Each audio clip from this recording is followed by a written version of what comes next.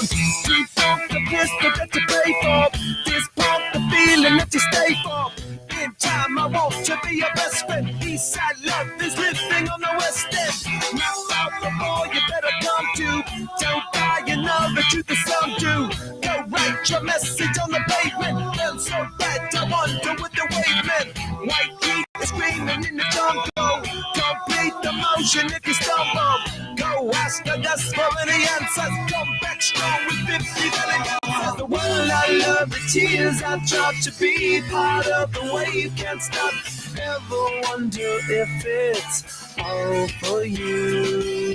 The world I love, the trains I hop to be part of the wave can't stop. Come and tell me when it's time to.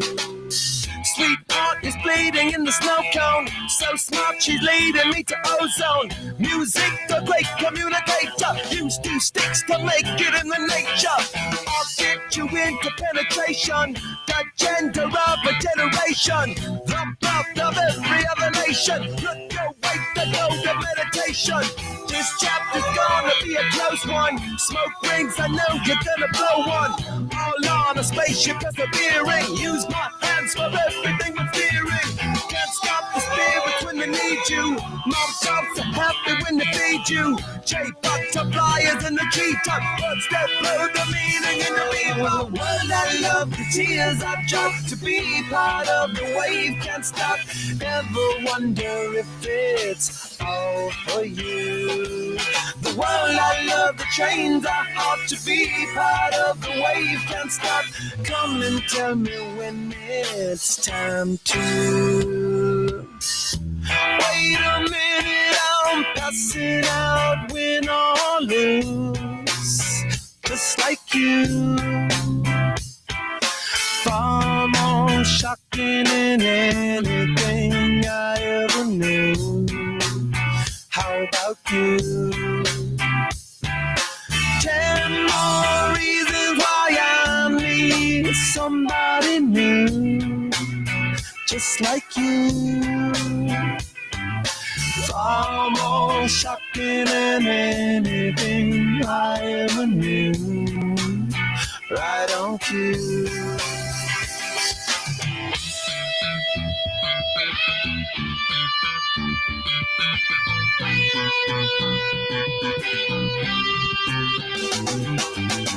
Can't stop addicted to the shindig. Chop top, it says I'm gonna win big. Choose not a life of imitation. Distant bus into the reservation. Default the pistol that you pay for. Just pump the feeling that you stay for. In time, I want to be your best friend. Eastside love is living on.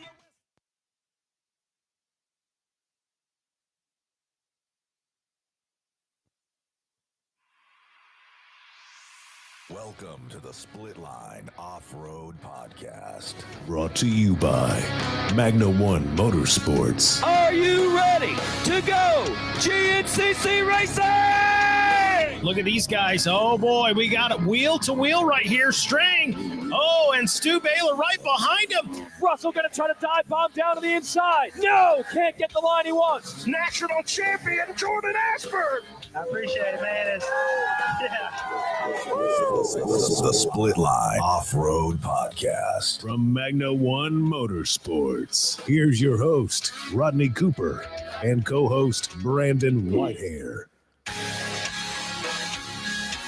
What's going on, everybody? Welcome to the Split Line Off-Road Podcast. As always, I'm your host, Rodney Cooper. With me today, as always, Brandon Whitehair, guys. What is up?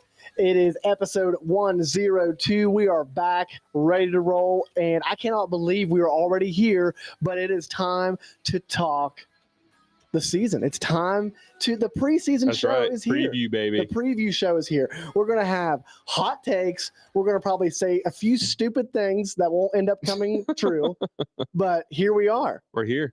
Here we are. We've made it. We have made it. So Brandon and I tonight in the studio.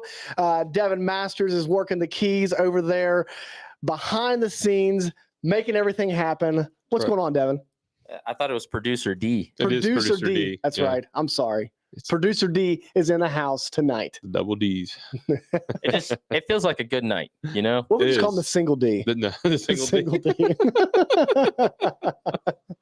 I love it. Yeah. I'll take whatever. So how you been, buddy? I've been good. We're getting ready for the season, so Good. that's a good thing. Good. It's coming up way faster than I thought. It's coming up pretty fast. I got new parts and everything sitting at the house, and I've been putting it off to put them on so I could keep riding the old stuff. Yep. And now I'm starting to second guess.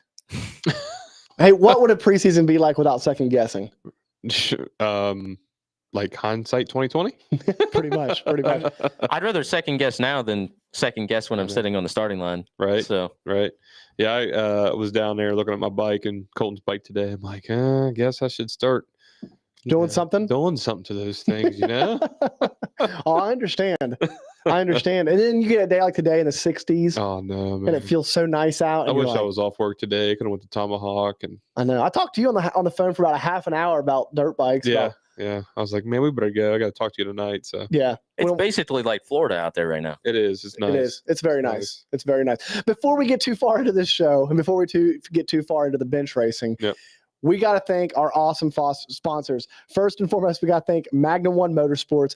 If you need a used bike, helmet, goggles, anything at a dealership, make sure you check out Magnum One if you're in the Tennessee area. Or, lucky for everybody, you can always go trackside at any GNCC or any PG event. So make sure you go and check them out for anything you might need, whether it's helmets, goggles, cleaner. Make sure you check them out for they have the Michelin tires. So and then while you're there, make sure you get the Magna One Clean It, the revolutionary cleaning product for your dirt bike, ATV, or anything else you take to the track this weekend. Right. We also got to thank Guts Racing. Guts is a leader in seat innovation and technology. They've been in the game for 20 plus years, creating the top of the line seat covers, seat foams. If you need a custom cut seat, they got you covered. Those gripper seats are the bomb. I won't run anything else on my bike. Nope. I know you won't run anything else on your bike. Devin, what about you? It's up in the air. It's up in the air. I mean, Well, you know, I got it on my LTR still, so that's why we put you in the corner. Yeah, put you in the corner. I can only do so much sometimes. I'm just messing with you. Make sure you go to Guts Racing and get a seat cover and get yourself hooked up. It's the best product on the market. You hear that, Devin? The best. The best. I didn't say it wasn't a great product. I just said that I don't know what the deal is. The best. We also got to thank Seal Savers. They've been in the business for 25 years. They are the first and original fork seal protection for dirt bike or the coil protection for your ATV. Make sure you guys get on their website, use the discount code SPLITLINE with a capital S, save 25% off of anything on your in your cart there. But if you guys want the fork seal protection for your dirt bike or your mountain bike or your ATV, or get the palm savers for your hands, or the boot savers for your boots, or the boot savers for your UTV. Right. They save everything. I do. Hey, I can attest to this one. If you want to keep your seals working great and your shaft clean, they definitely can protect you. You need to keep that shaft clean. They keep the shaft clean. We also got to thank Sunstar Chain and Sprockets. If you need something that is made to beat in the woods, that is made to just take a beating, Brandon, what is that stuff made of? Case hardened steel, baby. Case hardened steel.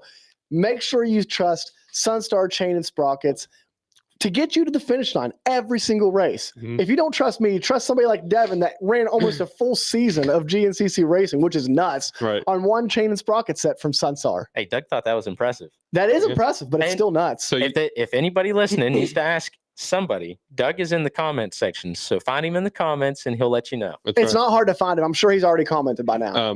He has. So you and Doug, you doing any was that like testing for Sunstar these days? Like, was that endurance testing to see how long their product can last? Or I mean, I just did it because it was a good product and it just kept going. Yeah, So that's right. I didn't have to develop anything or nothing. That's right. It was already done. I put it on, rode it, never had a problem. Devin's motto for racing has always been, if it ain't broke, don't fix it. Exactly. When you start touching stuff, then you start having problems. Yeah. That was our motto for a while, wasn't it? It was. And sometimes if it was broke, we still didn't fix it. But go to Sunstar Chain Sprockets website and use the discount code SPLITLINE30 for a cool 30% off of anything on their pro shirt. That's pretty much like a sponsorship. It is. So make sure you guys check that out. We also got to thank Mountain State Hair Scrambles. Once you go there, I promise you guys you'll love it. The racing there is just like a family. They have great tracks, tight terrain, makes you a better rider, and the series schedule is up. So make sure you check their website, their Facebook, and I believe it might also be on their Instagram. Also, with that being said, ready to come out with a hot take? Or we need to into us. Okay. Just so you know, people do listen, say stuff on the show. So in the comment section, there's been people using the code SILSavers. Heck yeah. Good deal. Love That's what that. we like to hear. Mason will love that. Yeah, absolutely. Mason's a good dude. He is very good. He's actually I don't know why I'm saying this on air, but he may be coming out to a GNCC near you. event near us, Near us. and hanging out in studio sometime this summer. So it'd be cool to have him in and introduce him to the GNCC Nation. That's right. Yeah, because I really feel like that is where the bread and butter for Seal Savers would be for sure. Bread and butter. So this weekend, some good racing. It action was very on good racing. Supercross. A very good racing, and then I actually enjoyed it because it was not at 10 o'clock at night. Oh, and then this coming weekend's going to be even better. I know. It's going to be at Tampa, 7. We're going to be spoiled. And I could eat dinner and watch the Supercross race at the same time. It's insane. I'm loving it. Oh yeah, for So sure. you want to talk 250s, 450s? What do you want to talk about real quick? Let's go ahead and start with 250s, where Brandon has to eat some of his words from last week. What did I say? I thought about that too. What We're both eating our words. What? We said that Deegan wouldn't be in the top 10. That's where he's going. I guarantee it. That's I where he's thought that going. was like in text message form. That wasn't on air, was it? No, it wasn't on air. It was a text message. I didn't say it was on air. I just said that it was talked about. Listen, I'm pretty sure he didn't think he was going to do that good. I mean, he was floating around 7th until everybody started making mistakes. So, you know. Did you see his turn speed, though? Oh, yeah. He was railing those 180s. Yeah. Now, I mean, obviously, he's still got some stuff to work on, but he was railing the 180. Oh, yeah, he was. He was dragging bars and looking good and real good and stuff. I just want to see if he can back it up each and every week and see what happens when he gets on a little bit of a tighter track when there's not all the 180s, because I was listening to a lot of other guys talk and like professionals and stuff interviews, and they said this is the most 180s they've ever had in a Supercross track that they can remember. So yeah. It's a little different style track. So how about Max Anstey? Dude, that was going to be my most impressed. Is Max a legit championship contender? I kind of think so. As long as they stop protesting him. Right. Are they protesting him? They had all got shut down. Because he was running the 450s last year, right? No. The reason they protested was someone threw it out there that was a 280, and we all know that's bull crap. Like, it wasn't a big bore, right? And then so they did that, but the only reason they really did get protested was, and also Hunter Lawrence got protested too by Star. So the reason all this went down was Hunter and Max, Max didn't really know because he's never been in this situation before with Supercross. So he went straight back to the truck. So after you win and you're like on the podium, you have to go to the bike impound, and then you have to take your bike there and you have to make, kind of do the little bit of checks that they do. But Hunter Lawrence and Max Anstein's bike went straight back to the trailer, did not hit so Star protested that, and then they ended up winning that one. But they only got a warning for it. Yeah, they only got a warning. Yep. So they only got a warning for that. So that's all kind of how all that spiraled. And somebody said maybe a 280 on big bore on Max Anstein's bike, but come on, like, they're not that stupid, right? Like, I mean, we all know in off-road racing, if that happened, we'd be like, whatever. Right. Yeah. But motocross, Supercross, somebody even thinks that something's wrong, and then it's on from there. They do in four wheel too. Oh yeah, because the ATVs just had all that stock class with the cams and all that stuff that going on last year. Weening got protests last year. Yeah, so he actually didn't Weening protest himself basically last year. Kind of, because they were calling him out, and he was like, "I'll just protest myself." And yeah. protests are just, I don't know. Yeah. Well, it's part of it. I mean, you got, I get it. Yeah. But So sometimes people take it too far. that's that whole ordeal there. Star protests a lot. Well, I wonder if there was a poll, I wonder what team protests the most. No. Whoever has the most to lose, right? Or who have the most to gain. You mean Most to like gain. Most to currently? gain. I feel like currently it'd be Star. Yeah. That's what I think. I think so too. Yeah. Probably back in the day it was Mitch Payton. Right. Yeah. PC Kawasaki.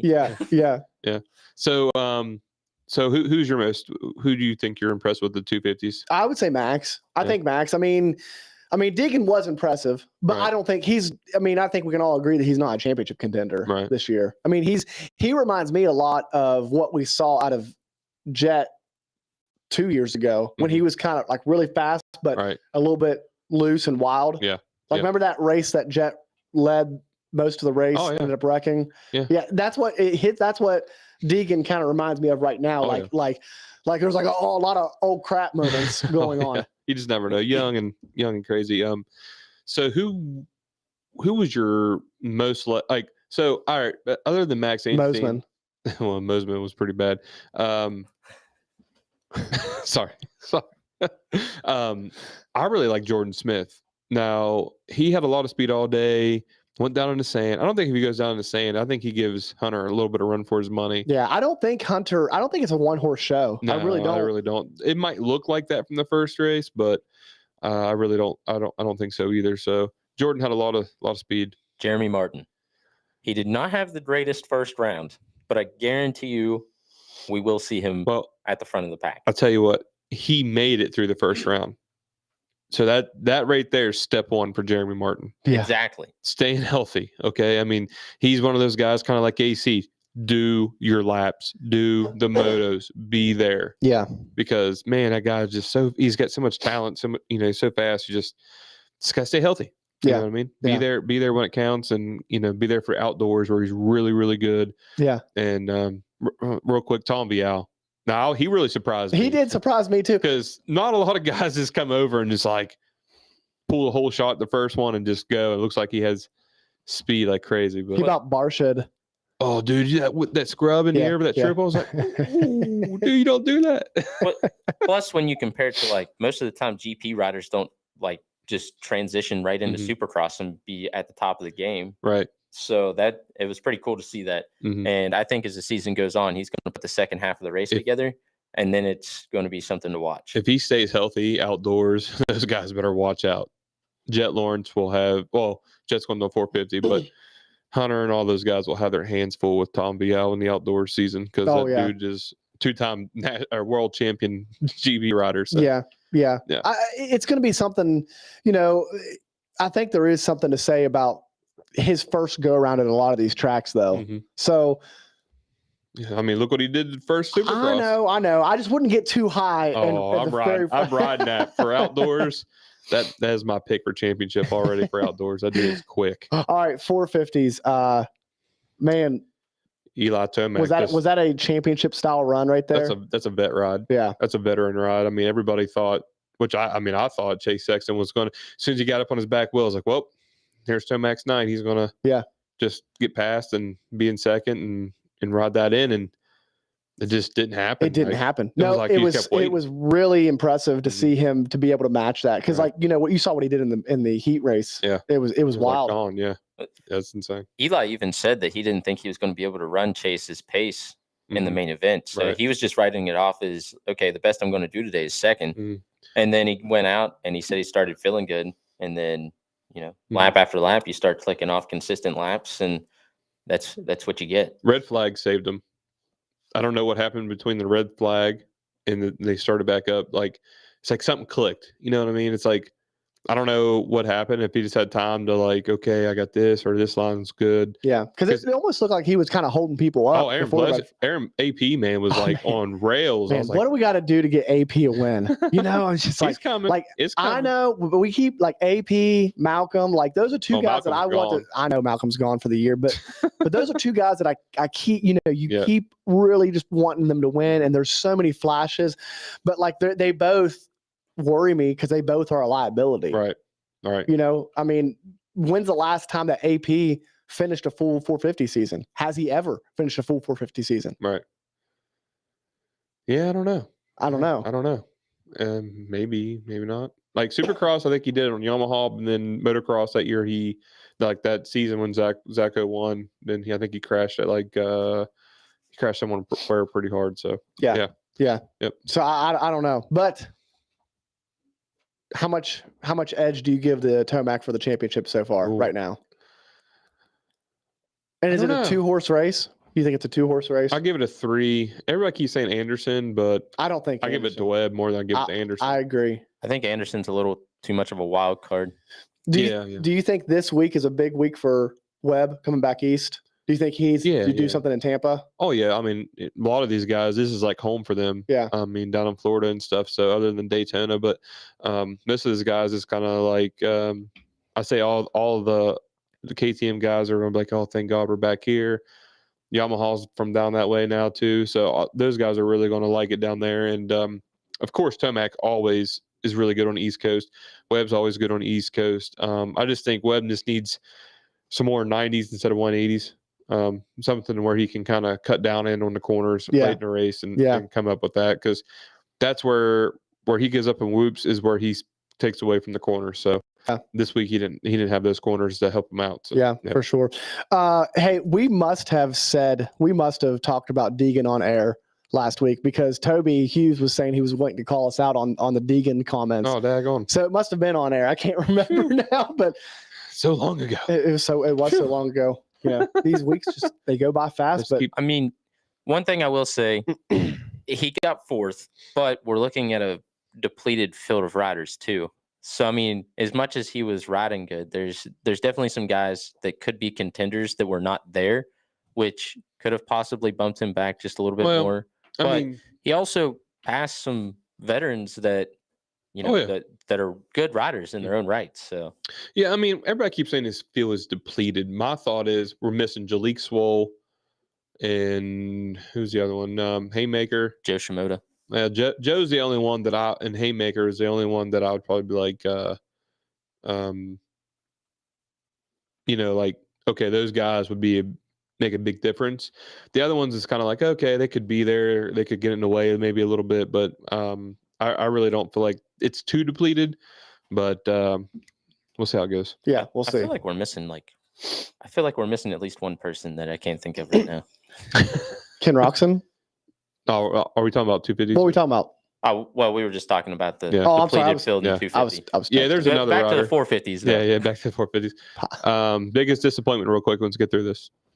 Ken Roxon. Yeah, I just think that I'm waiting for the train to fall off the tracks. I mean, he didn't look the best. He didn't look comfortable all day, even in qualifying. He didn't really look that good. So I think it's just new bike, new team, different tracks, different setups. I'd use the term new bike very loosely. Well, it's a new bike to him. All right. It's new to me. It's new to you. Might be used by somebody else, but it's new to me. It's brand new. So yeah, I wonder.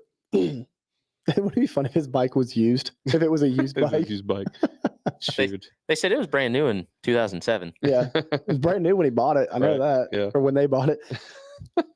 But hey, let's check our fantasy scores out real quick. Check it out. We got to make sure that we check those out, because this week it's a pretty good week for me. It was a good week for you. I'll give that to you. Hey, I'm actually like, after I scored what I scored, I could not believe that I didn't win the Pulp League. Yeah. I mean, ridiculous. It wasn't even. Was you top 100, top 500, top? Oh no, like not even close. Really? Like I was in the top 1,000. Oh wow, I think you suck. But in our league, I'm currently number 1. Yeah. BF on 6, 510. Sorry if I don't know I don't know what that name is. Is second. Justin Groff is in 3rd currently. Mason Mill is in 4th. Brandon Whitehair is tied in 4th, and right. Bebot is in 4th as well. Kyler Murray 7th. Tie. Yeah.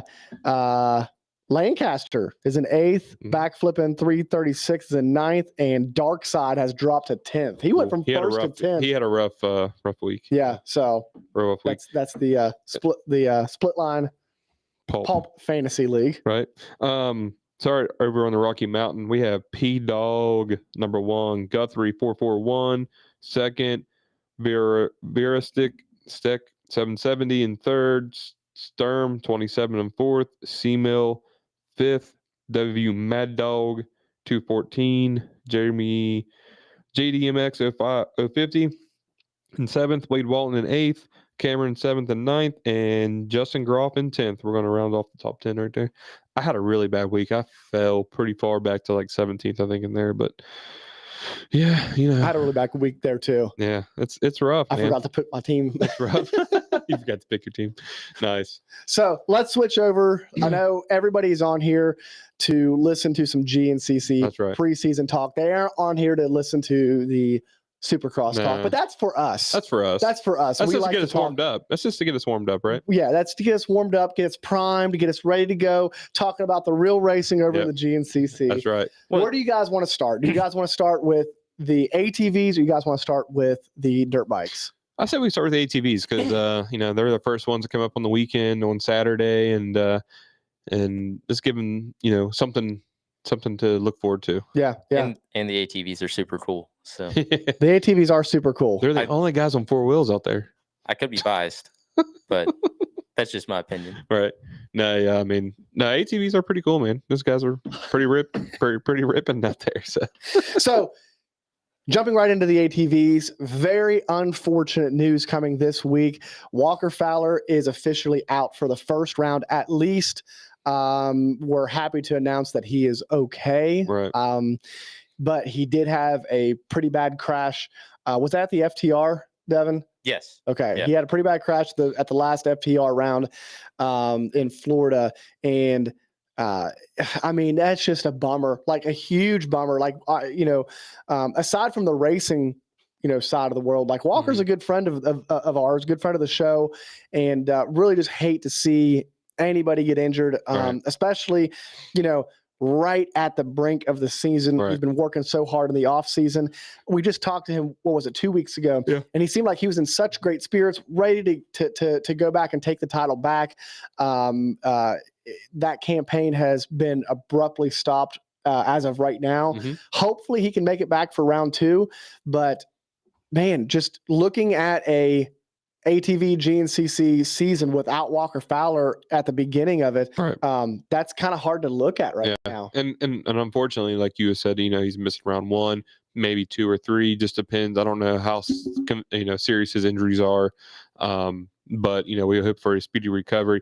But it also kind of stinks for us too, because last year we had probably one of the craziest years of ATV racing. For GNCC around, because Bryson Neal, Walker Fowler each week battle back and forth. Now, if Walker misses more than 1 or 2 races and Bryson stays in the top and all these other guys stay on the top before we get there, but that kind of takes a player out of it. It leaves a void there, but does somebody step up into that void and take Walker's place as hey, I feel like I'm the guy, the next guy to go and challenge Bryson right now. Because right now, Bryson's coming into the season, and he, with Walker being hurt, he's the clear and heavy favorite. Yeah. That leaves a lot of pressure off of all the other guys. And, somebody, and there's a few guys that I think that could take that step, has got to say, I'm going to be the guy to go and challenge for the wins. Bryson, he's blazing fast, but he does have some kinks in his armor with not always having the best starts, always having to run from the back to the front. But with that being said, there's a lot of guys that can start up front and can maybe try to start sprinting away. Yeah, I mean, and here's my theory too. If he's not there, these guys know there's another spot open on this podium, right? Because for the last 8-9 years, it's been Walker Fowler's going to be on that podium pretty much every weekend he's there. Yeah. And then last year was Bryson, so it was like Walker, Bryson on the podium each and every weekend, which only left 1 spot. Yeah. Now there's at least 2, right? Yeah. That we're thinking, right? There's at least 2 open. So now these guys are going to be like, all right, it's time to push a little bit. You know what I mean? Like, hey, let's get the podiums. Yeah. So Devin, what's your thoughts on that before we move on? Yeah, I think definitely the clear guy that you're going to see standing at the forefront of feeling that their next in line is going to be Hunter Hart. Mm-hmm. He's got 2nd overall, 3rd overall. I mean, he's been right there, but he's definitely at that point where he wants to be the front guy, and he feels that he should be the front guy, which I don't disagree with. He's got the speed. He has the starts. 9 times out of 10, he's at the front on the starts. So, I mean, he's putting himself in a good position to do it, and he's getting good results. So I think he's going to be standing at the front. The other thing is, do we see somebody like Adam or Jared or somebody like that steps back up and says, okay, well, this is rightfully mine? Right. Yeah, I mean, you're right there. But I honestly, I think there's 2 guys that I have see, Hunter's always there in my book, right? So he's always one of those guys that could be there, right? The 2 guys that I really think that you're going to see step up, one is John Glada Jr. All right, that guy, he gets better each and every year. Really good bike skill. He's consistent. He's very consistent. He's fast. And then the other one is good. Pretty much, I don't know if you want to call him a rookie, but it's going to be Jay Shad, right? Yeah, I know he's coming from XC2, but he's been on XC1 before. He's been there. I don't think, he's been down there riding with all these guys all winter, getting some training in, and the dude's just got speed, right? He's got raw speed. Look, I mean, we were up at Snowshoe, watched him run with Walker the whole race, you know, right? Like, ran with all these guys. So what's the difference? You know what I mean? I don't see a difference too much, but I really think Jay Shad is going to come out of these shadows and Jay Shad coming out of the shadows. I like that. Right. I mean, so after Hunter, I was going to say Jay is definitely somebody that needs to be watched. Right. In his rookie season, when he came out, there was multiple times that he got the whole shot, but like at Mountaintop, he came out, got the whole shot, and then pulled a humongous lead on these guys. So even when he was younger and probably didn't make near as smart decisions as what he makes now, he was still able to have that speed and pull these huge gaps. So if he could do that then, and we know that he's been tuning, and each year he's getting it figured out more and more. Right. And then obviously like Snowshoe, he had that run. There's no reason he can't have those runs everywhere else. Right. So I think he's definitely a contender. Right. No, I mean, I think that obviously that Hunter Hart is the guy that we all think is going to be the next guy to hop up there. But if you remember last year, Hunter didn't have a good round 1 or 2. Right. He did not start really performing well until he got up north a little bit more. I think that's something he's probably focused on a lot this offseason. He's down there at Crew again this past year. He's working really hard, working in the sand. Yeah. I look for him to put a big emphasis and focus on those first couple of rounds to really try to maximize his points before they start coming north. And if you're going to step in and challenge somebody like Bryson Neal for the championship, you're going to have to be good from round 1. Right. You can't start being good round 6 or 7, because if he clicks off 5 or 6 wins in a row, it's already pretty much a wrap at that point. So let me ask you a question. So here, a little bit of my theory, I think why Hunter, he does good. He's a really great rider. I love watching him ride. I love his style, right? I love the style. Love watching him ride, especially in the sand down there, man. I can sit there and watch his videos all day long. One of my thing is, do you think he puts too much pressure on himself? You know what I mean? I think he has in the past. Yeah. I think he for sure has in the past, and I think he would say that himself. Right. I think that's probably one of his biggest downfalls. Right. Yeah. At least my thought. I mean, I could be wrong. Yeah. He kind of reminds me of like to compare it to like an Adam Cincerillo that just loves the sport so much that puts everything into it and like lives and breathes it.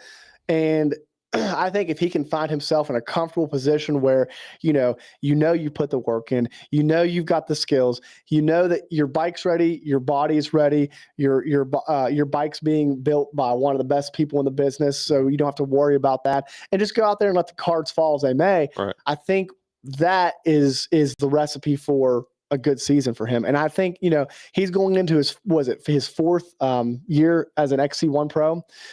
Is it his 3rd? No, it'd be Maybe 4th. Yeah, 4th year. 4th year, he should be starting to come into his prime. Right. Right. Mm-hmm. Like, I don't think he's quite there to his prime yet.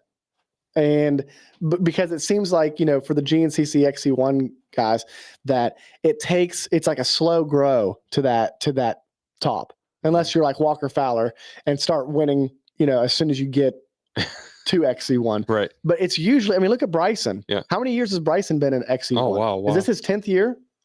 Yeah, it's gotta be close. Yeah. So it seems like it just takes a while, and it's the guys that can stick it out and the guys that can push their way to the front, and it takes a long time sometimes. Oh, yeah. But I think Hunter should be right there in that conversation of starting to enter his prime. Right. So one guy that I'm going to ask you this question real quick. So one guy that you think that should be up there. I'm going to try to hold on. Let me rephrase phrase this question. So one guy last year that maybe has disappointed you of just a hair that you think maybe might make a resurgence this year. What are you considering a disappointment? Like just didn't run what they were capable of? Like what you expected of them. Or having because there's two guys I could think about right there. Just give me one. Bat. Yeah, give me one. Okay. One guy that maybe thought maybe has more to show. I think Cole Richardson is the guy that people would obviously think of that. And I don't think it's a knock on Cole. I think it's one of those things where we expect Cole to be up front and running up front consistently. And if you look at it, he kind of ran in that 5th place position for a lot of the beginning of the year, and towards, the snowshoe round and the West Virginia rounds, he was able to put it on the box a couple of times. But that's somebody that I would,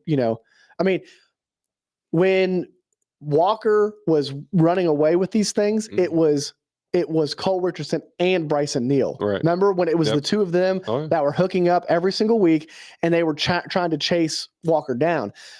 Somewhere along the line, Cole has not. I'm not going to say he's taken a step back. I think Bryson has definitely taken a step up, but I think Cole is still there and ready.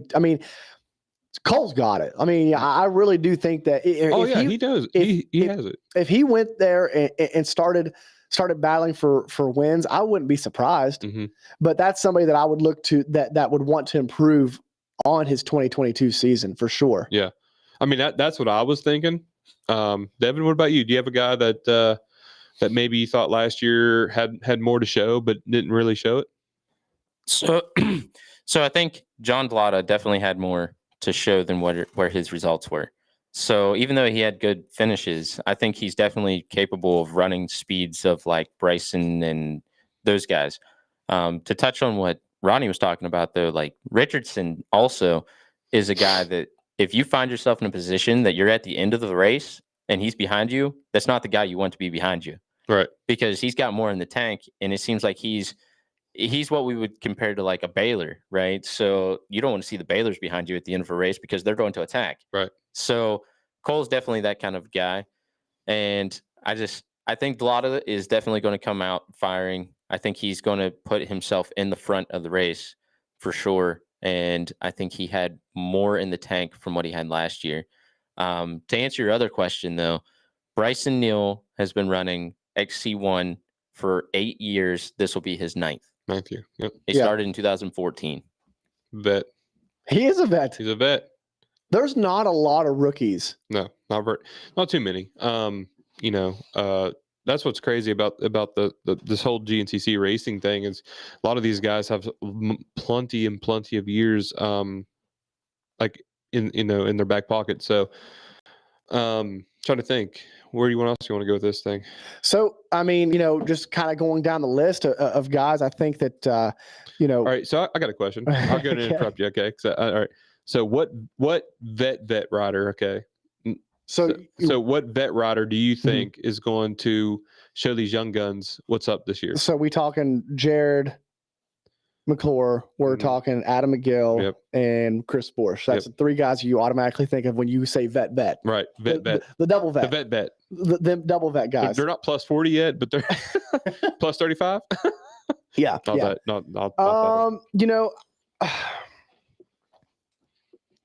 Being in West Virginia, the automatic answer is Adam McGill. But that being said, I got to lean towards Jared McClure. I think Jared McClure has still got that. Like if I look at those three guys and I would say who is most likely to be on the box more often than not, or who do you think will get more podiums this year?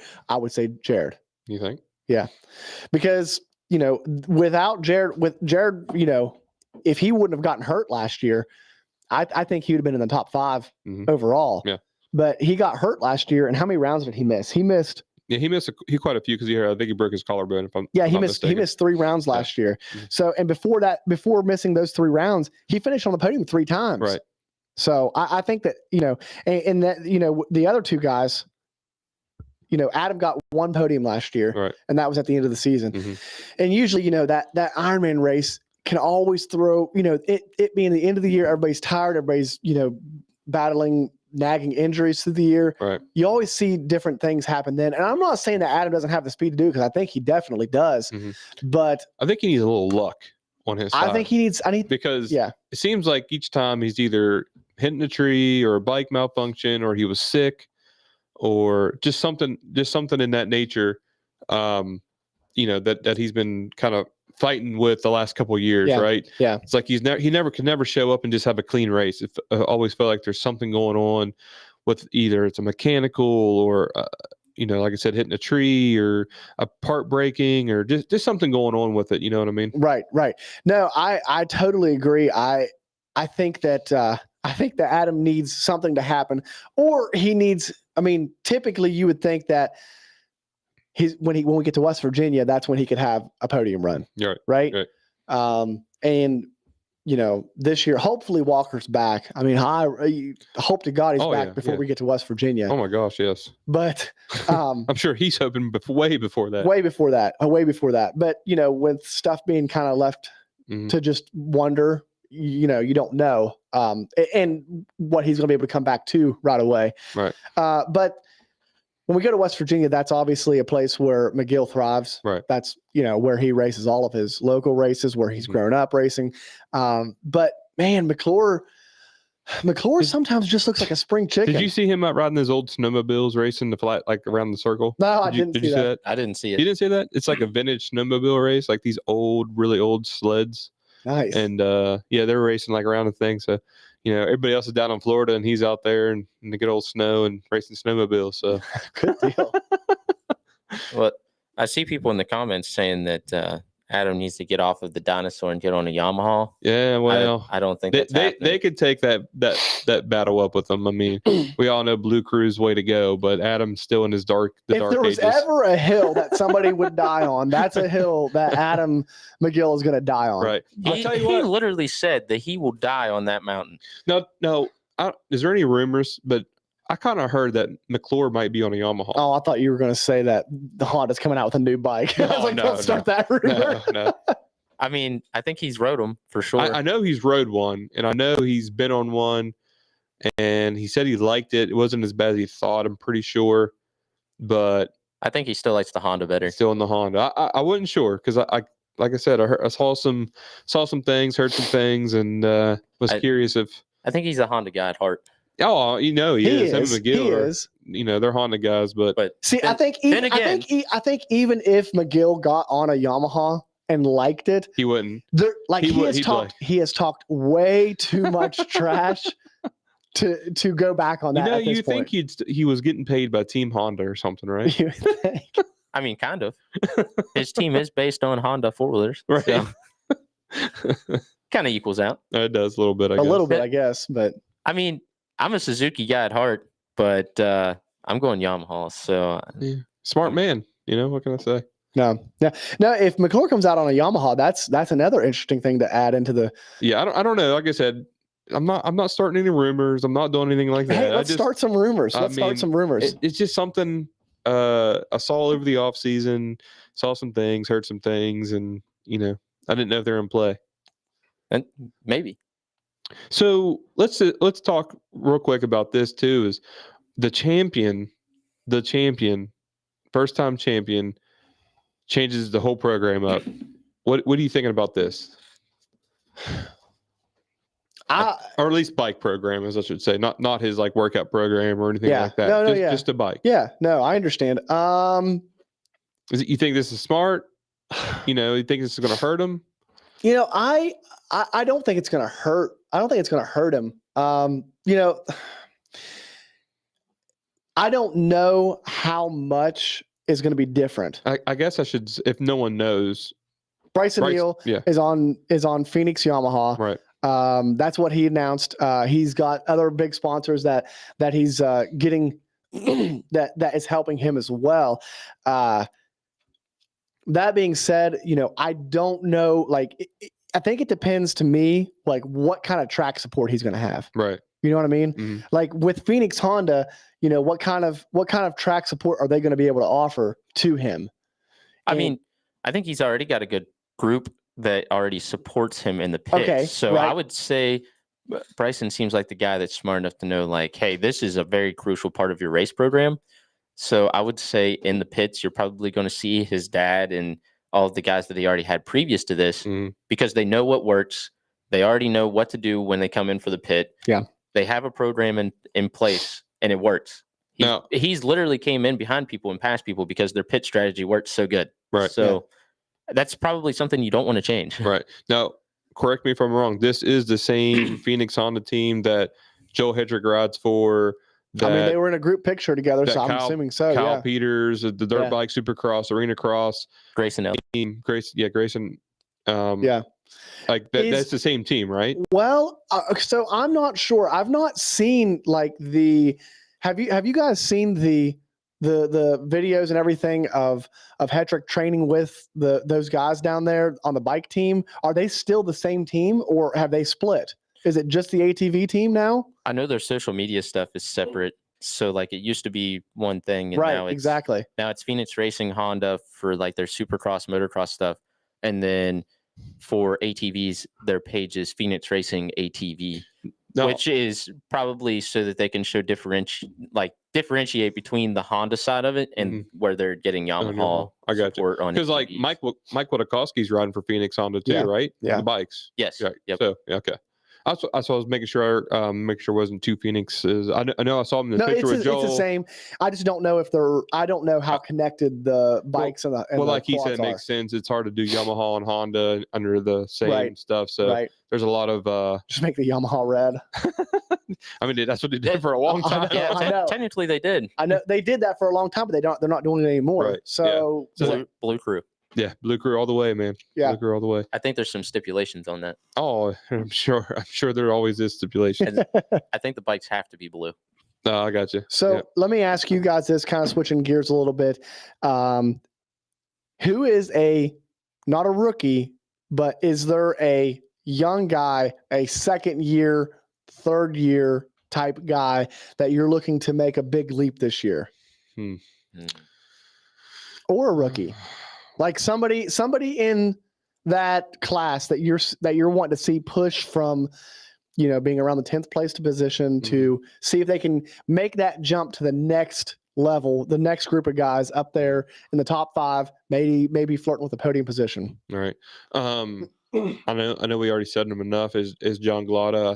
I think this is a year that he really needs to show dominance coming from being in the class a couple years. Austin Abney's out riding again, so that's is he that's riding good. again? I saw him on the quad. He's out riding again. Because I know he had something going on with his back or his meniscus. That's right. That's right. The meniscus blew out. Mm-hmm. I think he's still going to make round 1. That's good. Good. That's good. I think Ronnie Rush is probably somebody that we should expect to step up. That's somebody I think that needs to take a step up this year. And I think he will. I think he will. I think last year was a really good learning year for Ronnie. He had some good pushes, and then he's just one of those guys that just kind of he's fast. He's just got to learn run that pace, how to stay up there and run that pace, and just latch on to these guys. And like I said, this is his second year, so I really see a lot of big things. Abney's, like I said, if he can come back healthy, I'd really like to see him really step up this year. I know he had some back issues last year, had some good runs going, and he was one of those guys that switched from Honda to Yamaha when he came up to XC1 too. Yeah. So there's a lot of things changing. Believe it or not, when you change bikes, there's a lot of big steps that has to be taken. So. Now I'm seeing Doug and Zach Bothwell. They've both mentioned Wyatt Wilkins.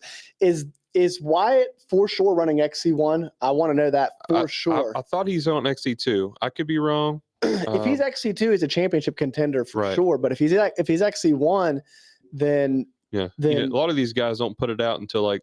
I know. Hey, I'm running XC1. I know. Or, hey, I'm running XC2. Why is it always such a secret? It's it's just like Supercross and 250s. Who in the heck's running east and west? Yeah, I mean, if Wyatt's running XC1, right? You automatically put him as a threat to be right there in the top 10. And then Brandon Owens, you never know about Brandon Owens either. So he's one of those guys that ran XC1 at the last race of the year to test it out. So we haven't heard from him, hasn't seen nothing really on him too much. So, is he moving up? Is he staying down? XC2 is like a whole nother ball game. If those guys stay down, wow. If those guys come up, okay, we got two new rookies that could play a big part in this. So I was going to say those are two rookies that if they move up, they are definitely a threat to be, top 5 contenders, if not higher than that. So they definitely have the speed. Brandon has really, really good speed, but not so much on the luck side. He has some bad luck and can't really show off his speed. Quad racing, man, half of his luck. I'm telling you. Yeah. I mean, it really is. Racing a quad, I mean, just having good luck on your side with just bike keeping the bike together. You'd think you'd be able to just jump out there and finish in the top 20, no problem. Yeah, no problem at all. Right off the couch, right on the bike. And but it is tough. It is tough. It's very tough. Yeah. You don't even have to train or anything. It's fine. So before we start getting into like our hot picks for the year, I think that it's time that we get our first guest of the show on. Dave Nash. I know that you know who Dave is. Devin, I'm not sure. Have you ever heard of Dave Nash? I watch Pulp MX and stuff. Yeah. So I know Dave's a good guy. If you guys have ever listened to Pulp MX, he's the guy that always comes on and yells "gentlemen." But he has a really good takes. He's going to kind of help us wrap up the ATVs, kind of give a good overall picture of what's going on. And then also he's going to really help us dive into the bike side because there's a lot of stuff. There's a lot of moving pieces over on the two-wheeled side. So we're going to need some help for that one. So we're going to go to commercial break and we're going to get Dave on the line and we'll be right back in just a minute. You've seen them at the track. Now, online, Magna1Motorsports.com. From used bikes, just like Jordan Chase and the rest of the team ride. Plus, all the gear you need. Helmets, goggles, gear, and more. Magna1Motorsports.com or trackside at GNCC and NEPG events. Be sure to pick up a bottle of Magna 1's Magna 1 Clean It, revolutionary cleaning product for your dirt bike. Coming soon. Join Chase Landers and Team Clean. Trackside for everything you need when you need it. And at your fingertips at Magna1Motorsports.com. Magna 1 Motorsports and Magna1Motorsports.com, your everything dirt bike headquarters. Doug here from Sunstar Sprockets and Chains. I just wanted to take the time to thank you for listening to the Split Line Off-Road Podcast and for a great 2022 season. I look forward to meeting as many of you as I can on the GNCC circuit next year, which reminds me, Splitline has talked me into continuing with their discount code.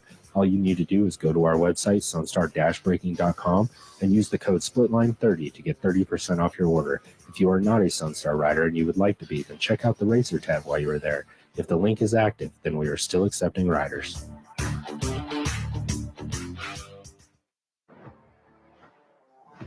Hey guys, it's Mason with Steel Savers. If you've been listening to the show for a while or you've been around dirt bikes for a bit, you should know that Steel Savers makes the ultimate fork seal protection for your dirt bike.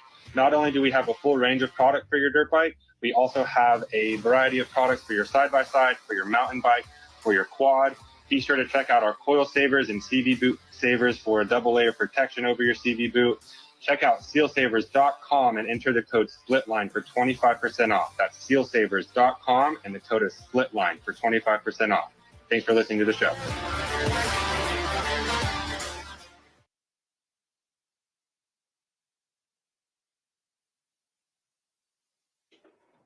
All right, guys. You got me? Oh, there you go. All right, guys, we are back from commercial break. Thank you guys for hanging with us while we talked commercials there for a second. We're back ready to talk a little bit more ATV action and then go straight into the bikes. But we got a special guest on the line. Joining us now is Dave Nash, Blue East Racing Team Manager, AMA Off-Road Commissioner, dad, husband, 40-plus off-road enthusiast. And if you guys have listened to the Pulp MX show, he's on there a good bit. Dave, what's going on, buddy? Gentlemen.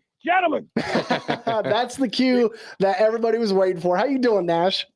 Awesome. It's an honor to be here. And if we're talking about racing, we're watching racing or anything to do with off-road motorcycle, and I'm into it. So it's an honor to be here. And I'm excited just as much as you guys are for the season coming up. I mean, it's a great time to be a fan of GNCC racing. It goes without saying. Yeah, it sure is, Dave. And, with that being said, we have talked so much about how fast the off season actually goes.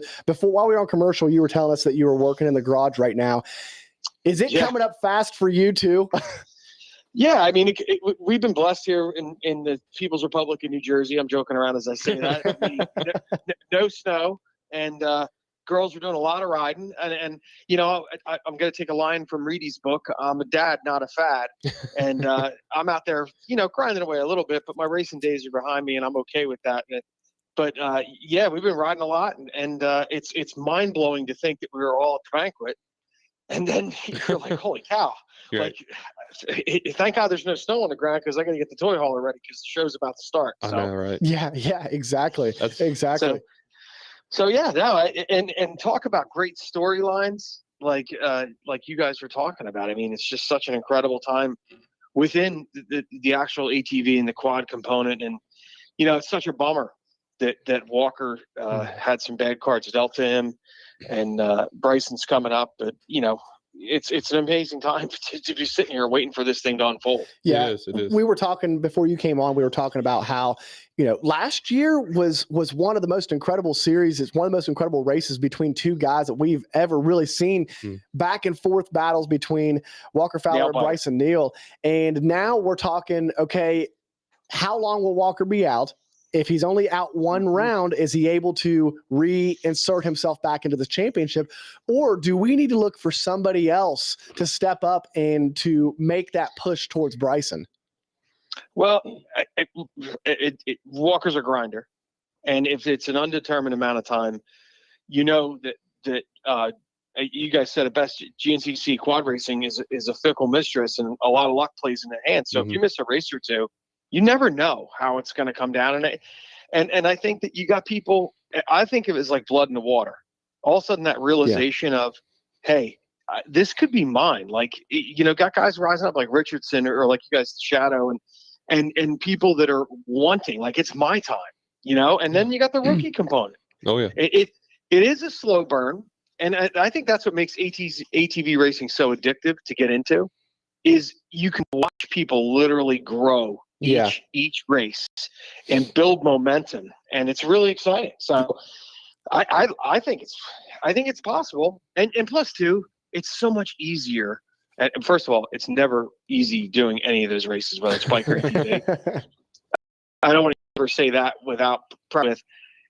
When you're chasing someone, it's so much easier to be the hunter rather than the defender. And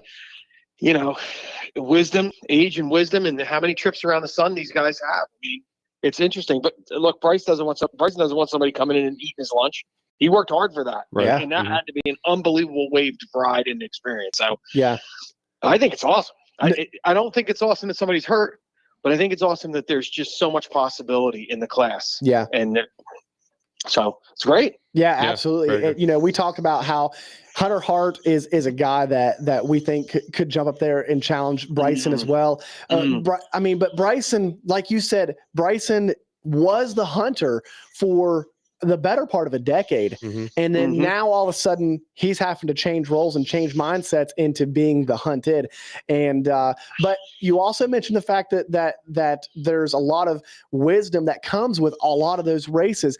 And that is somebody that has went through a lot of ups and downs, came back from a major knee injury to come back and win last year's championship. So I think the Bryson that we see in 2023 is probably one of the best, if not the best Brysons that we have seen to date. He definitely would be possessing that, hey, this was no fluke type of mentality. Right. You know, that's a very powerful component. Look, everybody who's a top 10, top 15 guy in any pro class is a phenomenal racer.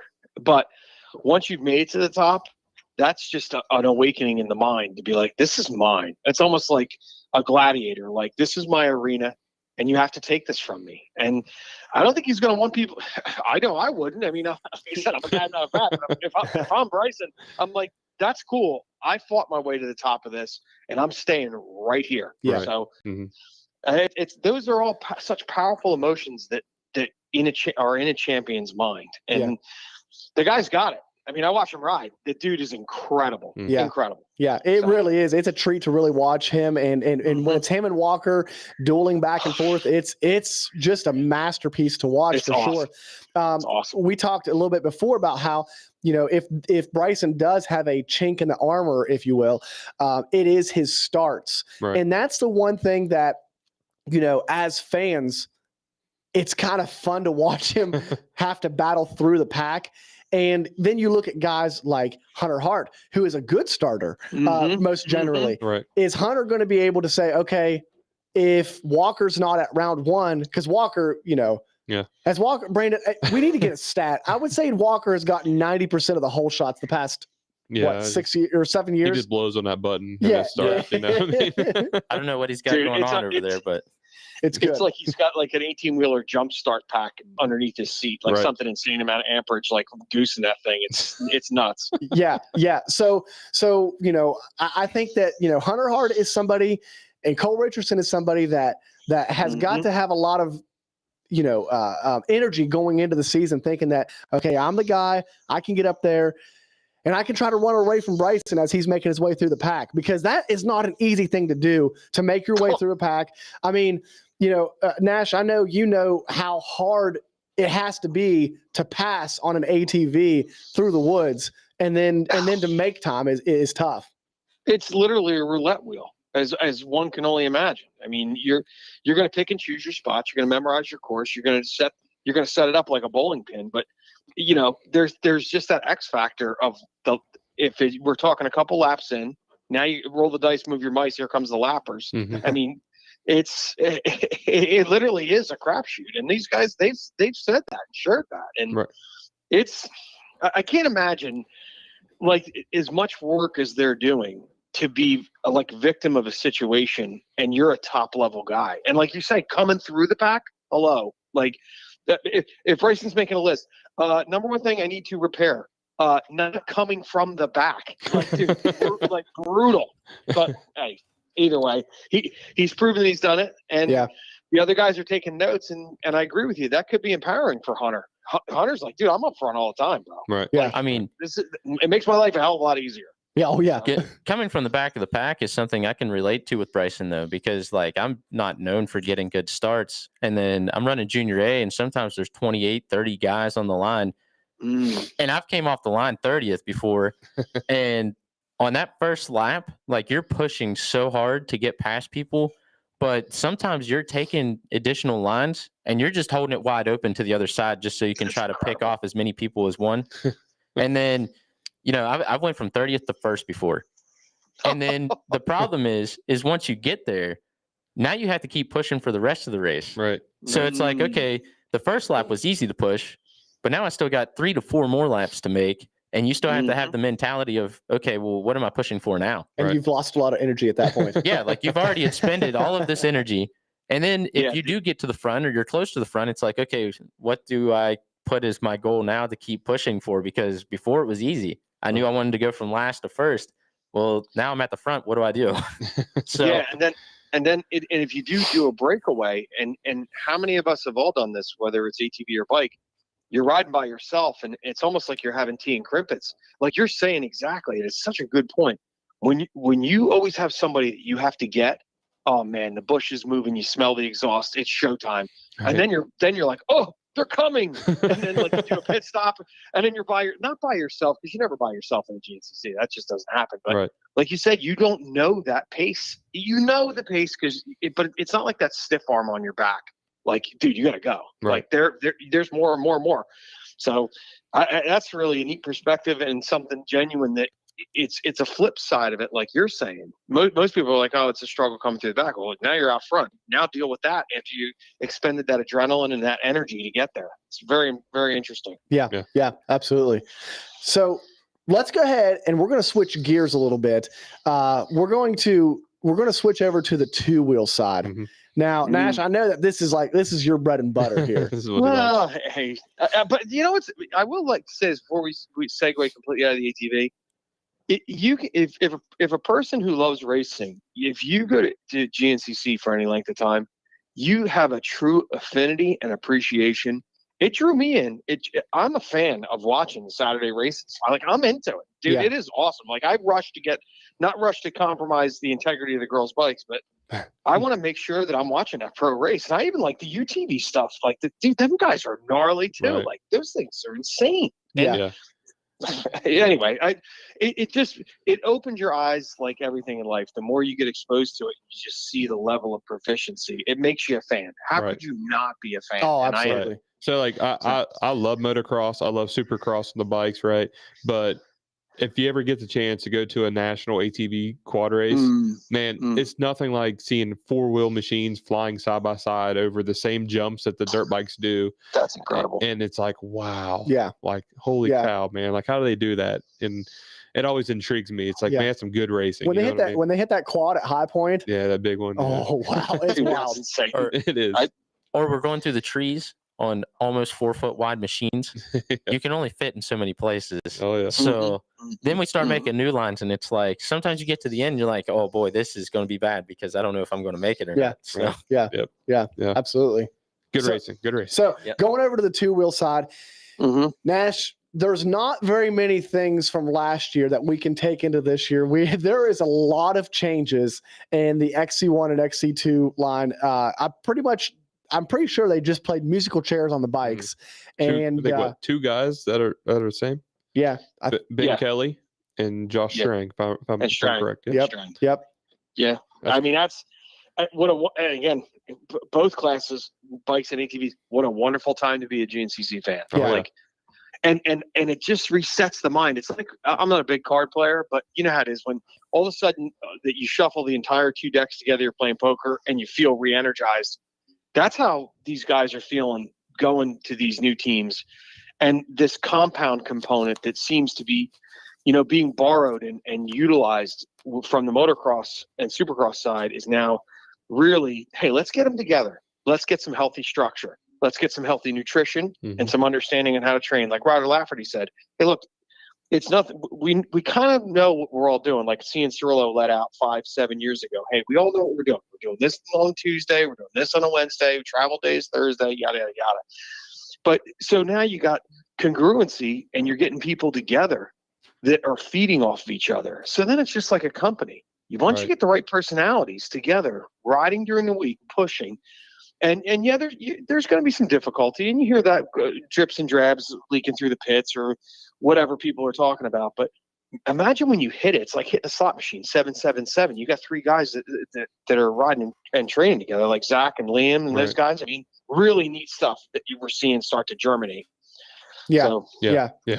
And we've talked to the ends of the earth on how it seems like you mentioned the motocross scene, how their training and the way that the speed that they carry over there has kind of really integrated itself into the GNCC nation.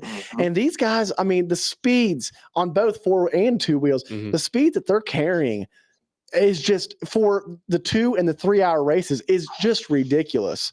I mean, it's amazing to see them to be able to carry that amount of speed for that length of time and to be able to hold it together for that long. I think every volume, whether it's decades or 5 years, however you want to break it down, whether you're talking about LoJack or you're talking about UL Salmon or you're talking about Watts, and now you're talking about a Ben Kelly or a Stu or who the next is. It's all fair to say that through each one of those volumes of legacy, that each one of those guys was phenomenal and give you goosebumps if you were there watching. Mm-hmm. But then you just wonder how much the speed has to be being pushed consistently. And not to say anybody wasn't fast, please. I would never speak that as a fan, a lifelong fan of the sport. But like you're saying, you are now having this infusion of, I'm not going to say the word breakneck speed because that's not accurate, but I just think it's a mind-blowing speed is a much better adjective. Yeah. Right. And it's becoming the norm. And they tell you, they openly disclose it. And it's nuts, man. So one of the funny things to me though is like the riding style is changing and getting different. But when you look at who's training these guys, it is all of those guys that you just talked about, like Barry Hawk, Josh Strang is training all the Aussies. Like all of these old school riders are still training these guys and making them faster, but they have a completely different style than what they ever rode. So it's funny when you look at it. So, and it's cool too to see the old school riders like Rains and I talk. He's like, dude, we used to kill ourselves, and now the old dogs have been taught the new tricks. Mm-hmm. And if you talk to anybody, and we're not going to talk about Eldon because that's not really relevant, but it is. Everybody's like, oh, I went to Eldon's. I was surprised how much I'm not doing. And those guys the GNCC guys are taking a page out of these trainers' books there. You're like, dude, you don't have to kill yourself. You watch your sleep. You guys know Coach Rob. Oh, yeah. Kate and Ellie both work on Rob Beam's plan. It's a great plan. It's sustainable flexibility. I mean, there's just, except on a pro level, not my kids, but on a pro level, those guys, they're unlocking. The older guys are bringing forth this new school, but yet, like you guys are saying, it wasn't something they had, but they've evolved themselves, the trainers and the coaches, like Barry Hawk. Right. Yeah. Amazing. Yeah. Amazing, man. So it's really cool. I love the shuffling of the deck. I love seeing the Stu's literally almost like Walter Matthau, and he's got the Bad News Bears as his videos on Instagram have shown. And just to see the element. And then you still got the structure of Auntie and the KTM nucleus, the mothership, and Husky. Right. And, Barry's doing his own thing and with Coastal, but yet they have their reliance in the backbone from the Austrian mothership as well. And it's just such a dominant, those three brands coming together. There's just such a powerhouse of information. Oh yeah. Yeah. It's strong. So, and then you got Randy. Oh my God, Randy Hawkins. Yeah. Classic. Yeah. And then you got the Osborne factor. So you guys take me through which direction you want to go. And Speaking of Stu, real quick, did anybody see Stu in the skid steer rolled over in the ditch yesterday? Yeah, it's okay. He went and got the dozer to pull it out. Did he pull it out? Yeah. He got his boots washed while he was in there, so it's fine. Only Stu, right? So let me start off with that question. Coop, you can answer this first, and then we'll go around the table. But so looking at the bikes and everything switched, which rider do you think is going to come out like on a new bike that's made a change? Who you think is going to like react the fastest? Oh, who's going to react the fastest? Well, I always look at these early season races, these enduro races, but it seems like, I'm learning to not put too much weight into those because it seems like those first few rounds, they don't really mesh up to what we're going to end up seeing in the GNCC series. So with that being said, I mean, man, I don't know. I really think that Stu has a really good shot to come out swinging on the KTM. I think that, he has a lot of the pieces put together there. The program, he seems to be really healthy right now. But that being said, he didn't finish very well at the last, what was the NEPG round. He was sick. Was he sick? Just so we throw it out there, he did get sick. Yeah. Okay. So, but I could see him coming out swinging because this season, it's like, I feel like a lot of the guys feel that it is anybody's game. I mean, Jordan Ashburn won that championship, and he was the most consistent, and he'll do it again, being the most consistent and being the guy that doesn't get hurt, doesn't have bad races. I mean, that's a tough thing to beat. Right. It really is. Oh, yeah. When you have a guy like Ashburn that is just like, all right, boys, I'm going to be on the podium every single week. You see if you can do that. Ashburn is the Dungy of GNCC. He is. He's smooth. He's fast. He's fast. You know, people say consistency, and you guys don't. But sometimes people that like really don't drill into it, like, oh, consistent, that means he's slow. No, dude, no, that dude is not slow. Come on, bro.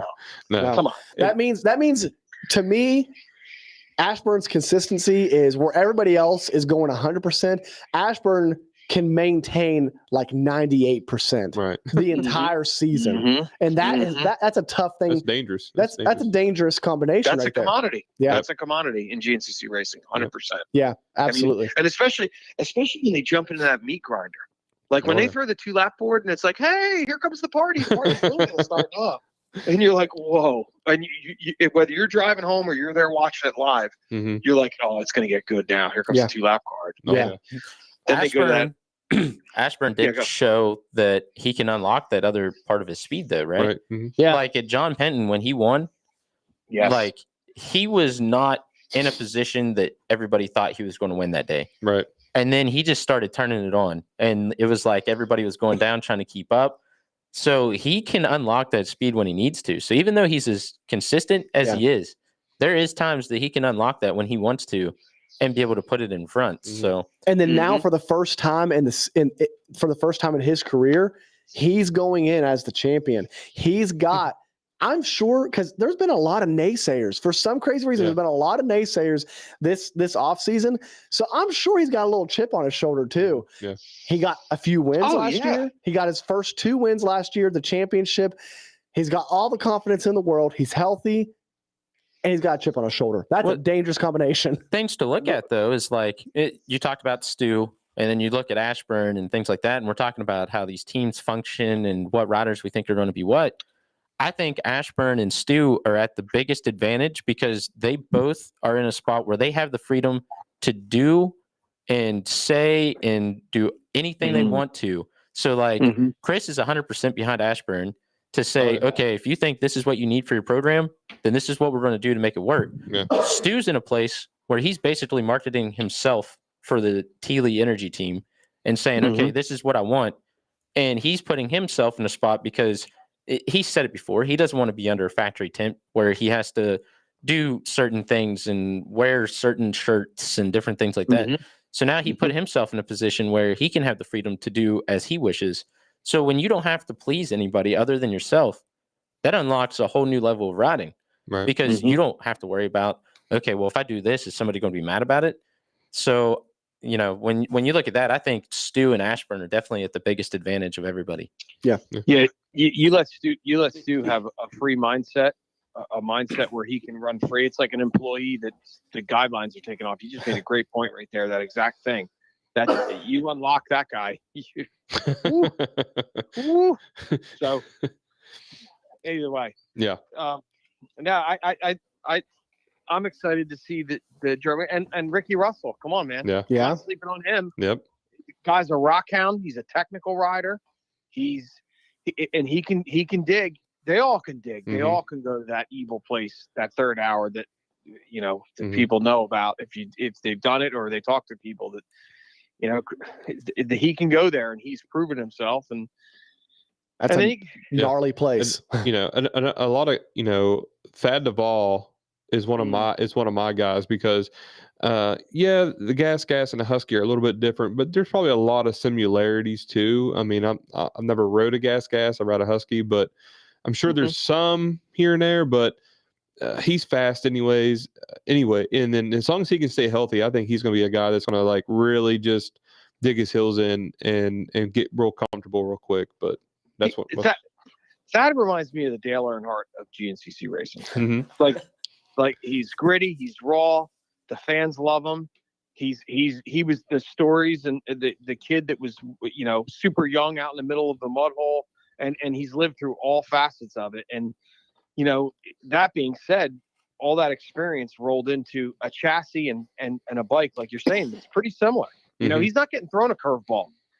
Every time the KTM chassis changes, and it's obviously trending in the right direction this year based on what we're seeing. I mean, not that I know from firsthand, but what we're seeing, the chassis seems to be trending in the right direction and guys are liking it. But he's on a bike that he's familiar with. Right. So right. That's good. So Thad, stay away from walls. All right. Don't hit no walls out there. Oh my God. Hey, I love it. You know who we didn't mention? We've talked about almost everybody, but like Johnny Gerard. Oh, I was saving him. Like Brandon, that's dude's legit. That's like my wild card pick coming into the season. All right. That's my wild card pick. As an overview though, have we ever had a GNCC season on the bike side or really on the anywhere where we can look and see? I mean, I could seriously name 6 or 7 names and say that's a possible championship contender. Oh yeah. Right? Oh yeah. We haven't even touched. Yeah. I mean, we haven't even touched Craig DeLong. We haven't touched Michael Lane. We haven't touched Lane Michael. Lane Michael. I always do that all the time. I always do that. He's a native of our area, and you got his name wrong. Why do you have 2 first names? That's what you get when you have 2 first names, though. Dude, but what about Healthy Strang? Yeah. Strang. Yeah. That dude's. I mean, when he was winning before he got hurt again, or not really hurt again, but he just said he needed to step away to get healthy. Yep. Bollinger. Yeah. Trevin. Yeah. Grant switched to Kawasaki and won the Enduro. Yeah. Yeah.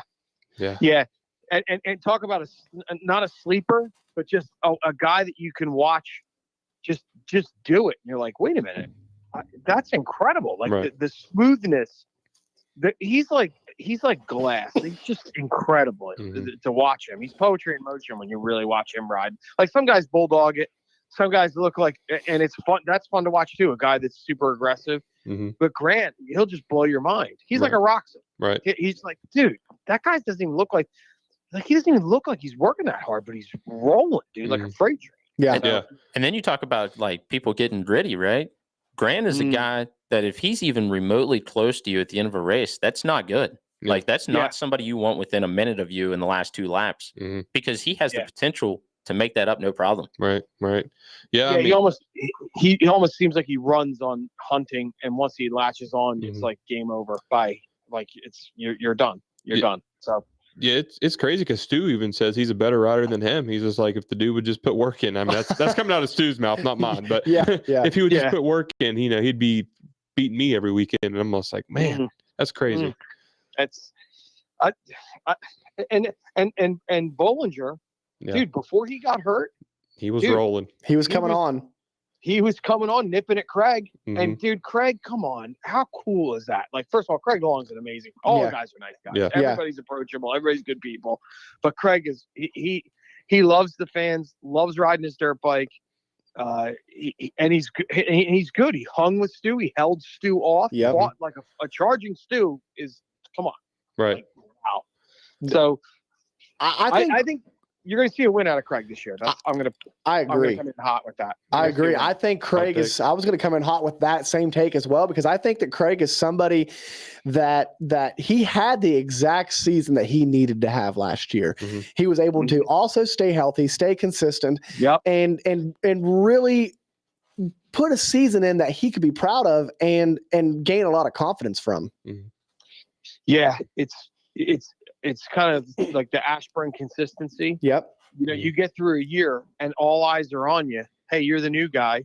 He was a champ, XC2 champ, and we all know that. But, all of a sudden it's like, where do I fit in here? Right. And then now he's the sophomore and he's going, hey, I fit in here. I can run with these dudes. Like, I got this. And then you had the structure of a winter training program where he's not coming in busted up. And now he's got that ebb and flow. I mean, it's like doing your career or doing your job. After your second or third year, you're like, dude, I'm getting good at this. Like, I know what's coming. Yeah. So, And now speaking of coming in or your first or second year, I try to always like contain my excitement level for rookies, you know, and try to give them reasonable expectations. But I really can't help myself with this one. I think that Johnny Gerard could straight up be a contender in his rookie season in this just absolutely stacked class already. He's just a guy that all he does is win. Right. When he's Everything racing, he touches. everything he touches is gold. Yeah. It's an amazing thing. It's almost a will to win. Yeah. And you can watch him flip that switch on the racetrack. It's like, I think I'm going to get to the front right now. It's like, dude, how'd that guy do that? Right. Like, and because everybody's going against is fast. Like they're all incredible. Yeah. Yeah. He's just like, he has the Excite Bike turbo button on his handlebar, and it looks like it affects him and the machine, not just the machine. And so his whole story is crazy. A lot of people, I don't know if Dalton really know this story. I won't tell it, but if you want to know, Ryan Sipes has a really cool podcast with Power of the Minds. He's on there, tells it all. But if you ever get a chance, listen to that. Johnny Gerard's. He's not just your average guy that comes up and he's been through a lot in life and battled hard and now he's just like unstoppable. I feel like so. Yeah. It's what you learn in those valleys that can really shape you. Yeah, when you make it through. And I don't mean to be all metaphoric and everything, but it's the truth. The guy went through some stuff. And it's real. Yeah. So where do we think Jordan Ashburn, can he back it up this year or what? I think you're playing with house money. You're playing with Jordan Ashburn. I think he can do it. Yeah. It's not out of the question. And especially when you're talking this much, quote unquote, new. You know, new plays good, but new can bite you in the kazoo at the same time. Right. So, and he's like you guys said, he's got. You talk about a team that's behind a guy. Oh, yeah. Hello, like it's endless resources, and he feels comfortable. Right. And how many of these guys, if they feel comfortable, that's all they need. Yeah. And and like I said before, I think that if you tell everybody, hey, this is the guy you got to beat, and oh, by the way, he's going to be on the podium every single round. That's a hard thing to beat, because where we landed last year is I felt that everybody was going so balls out fast at the beginning of the season that they were weeding themselves left and right. It just seemed like, right? Oh, yeah. And if that's what they feel like they have to do, the speed that they have to run to be able to get up there, while Jordan can do it running that 98, 97%, you know, that's scary. That's scary for the rest of the crowd, because, you know, it's just everybody is so fast nowadays that if somebody makes a mistake, if they lose 10, 12 seconds, if they tip the bike over, even though it's a 3-hour race, I feel like these guys are like, I'm screwed. If I don't go make up time right now, I'm screwed.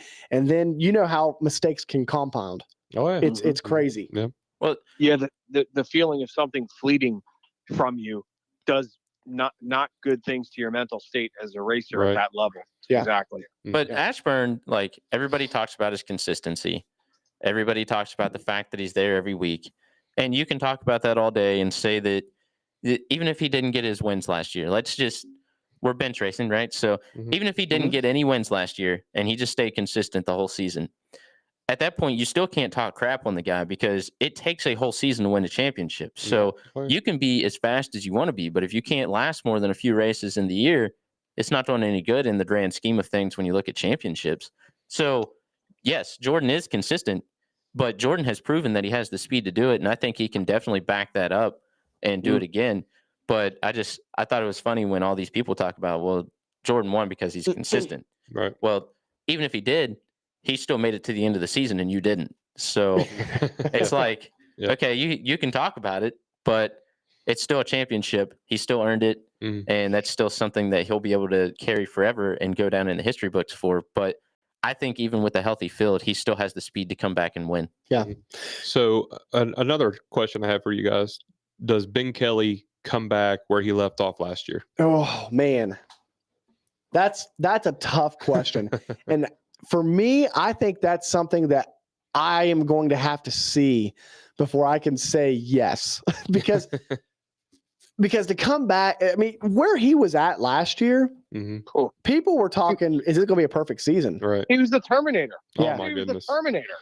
That dude was riding wheelies down field sections, just having a blast. Man. No, exactly. Brandon, I remember sitting in this chair with you last year talking in preseason, talking about how it was such a deep field. Everybody's there's going to be so many race winners, and then us just getting made to look like fools when he's beating everybody by 2 and 3 minutes in a race. So, but I mean, I have a hard time thinking that he's going to be able to come back to that level right away, because he's honestly not been on the bike for that long.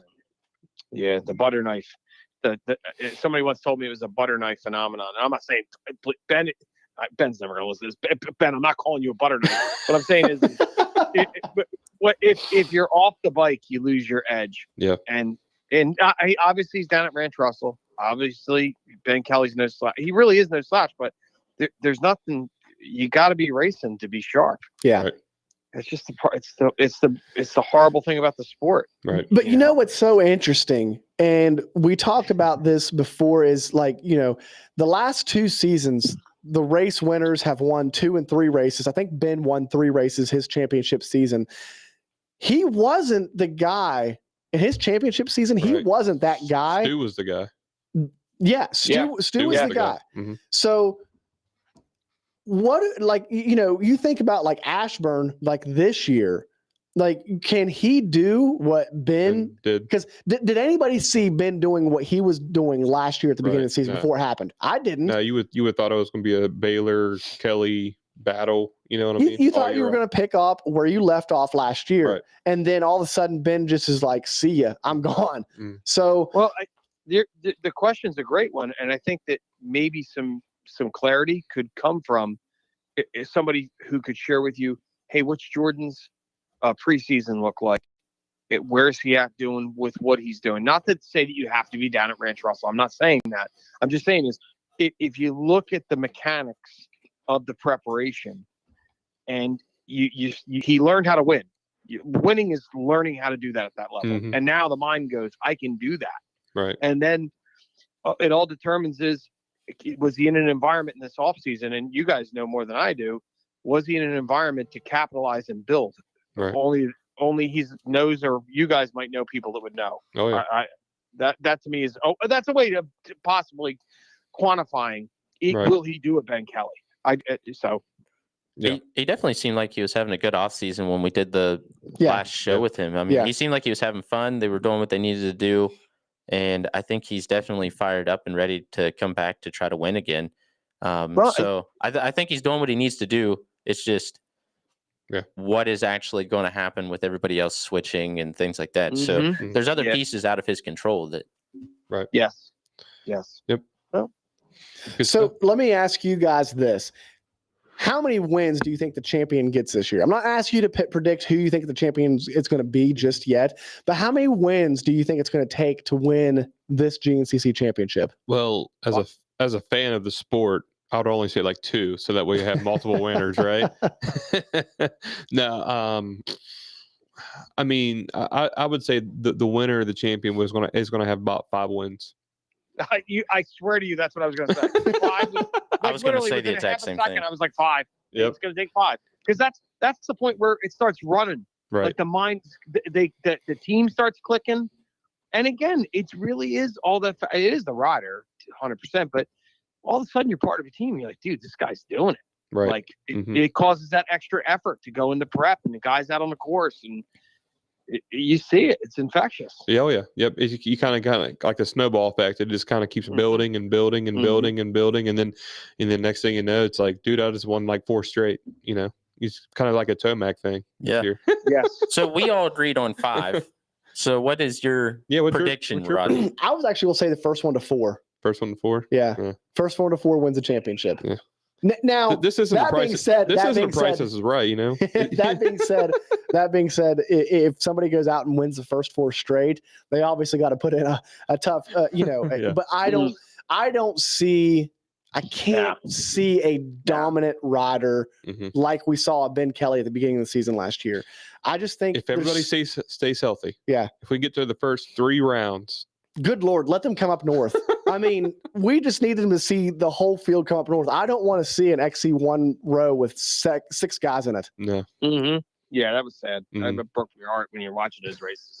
Yeah, It really did. no, I love a stacked line. You Oh, know, yeah. I mean, that's it's a bummer. Oh, And yeah. anytime those guys get busted up, Mhm. it stinks. Yeah. It absolutely stinks. Yeah, absolutely. Prediction.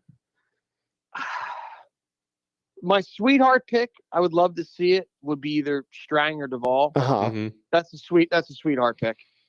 I mean, the guys that can do it. I mean, Ashburn can do it. Mhm. And I'm not going to go out on a limb and say that, but Stu's got something to prove. Yeah. You know, that's a synopsis there. If you were putting the money on it, though, If Where you're would- going to Vegas, where yeah, if we're in Vegas, Nash, where would your money be? All right, I'm pretty good. I'm pretty good coming in with the hot takes. I'm gonna say Stu because he's got something to prove. Okay. Yeah. Okay. I mean, it's not bad money. He's on he's Good on odds. he's on the bike he grew up on. Mhm. That's a powerful thing. Yes, it is. Yeah. You say, I can do it, and he's coming at the end of his run. He wants that championship. Yeah. Yeah. No. Ben won it fair and square in 21. Right. But when that bike sucked water, he's like, "You got to be kidding me!" Yeah, no, you're right. You're right. As far as I go, I love the sweetheart picks, Mhm. and unfortunately, I've picked Thad to win the championship every year, every year that we've had this show. So I'm not going to do that to him this year because every year I've picked him to win the championship, he's gotten hurt in the first round or two. Mhm. So, oh man. How cool? I'll let you think. How cool was it though when Thad did win that butter? Oh That yeah, was so yeah, that was Yeah, sick. Yeah. That was cool. Like, I mean, he was happy. You could see the joy in him. The fans had the joy. I mean, that was one for the ages right there. I mean, that was nuts. But to see him win it, so Yeah. all right, I'll let you. I'm gonna beat Brandon to this pick. I'm gonna beat him to it because He I knows know where I know where exactly. he's going. I'm gonna go Johnny Gerard. I'm gonna go Johnny wins the championship as a rookie. He's so pissed right now I am. because Brandon's been stewing on that pick I've been stewing on it for weeks. No.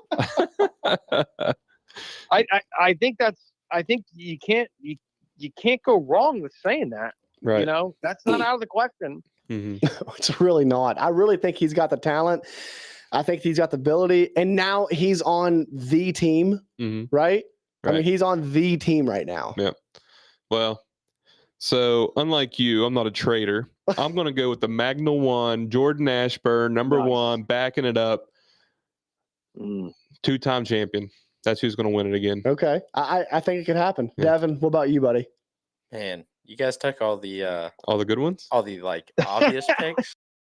Well, there's still one No, guy. There's come still on. one guy. Come on, there's some There's more obvious one picks. guy that is pretty good. He's already a champion. There's an obvious. I mean, picks I if we had- could say Ben Kelly, Right. but I mean that's kind of people expect that. Yeah. I don't know. Maybe I think I'm going to go with Grant Baylor. I Oh, think new yeah. team. He came out in the enduro and seemed like he went well with the bike. Mhm. So I'm going to go with Grant. I think he's got the speed to do it. He's got the skill to do it. And I think I'm going to give a different pick than Yeah. what everybody else is. That's like. Dude, that's go ahead. Go ahead. Go ahead, Nash. Good, Nash. I was just gonna say, dude, that's a really good pick too because Did it? the Cowie is a really unique bike. It's a friend of mine's pro rode it. He goes, "This is an expert bike. The chassis responds really Mhm. well to have an expert pro level person." He goes, "I'm not saying you can't ride it as a beginner. I'm not saying that. I'm just saying the bike responds very well in the hands of a very gifted racer." And Grant has that talent. Like the stories, the folklore is shared over the years. You guys mentioned on it earlier. The kid, his Yep. technical prowess supersedes a lot of racers. Oh, yeah. And it's known. It's a fact. It's like Mhm. each one of these guys has a strength, and Grant's strength is that.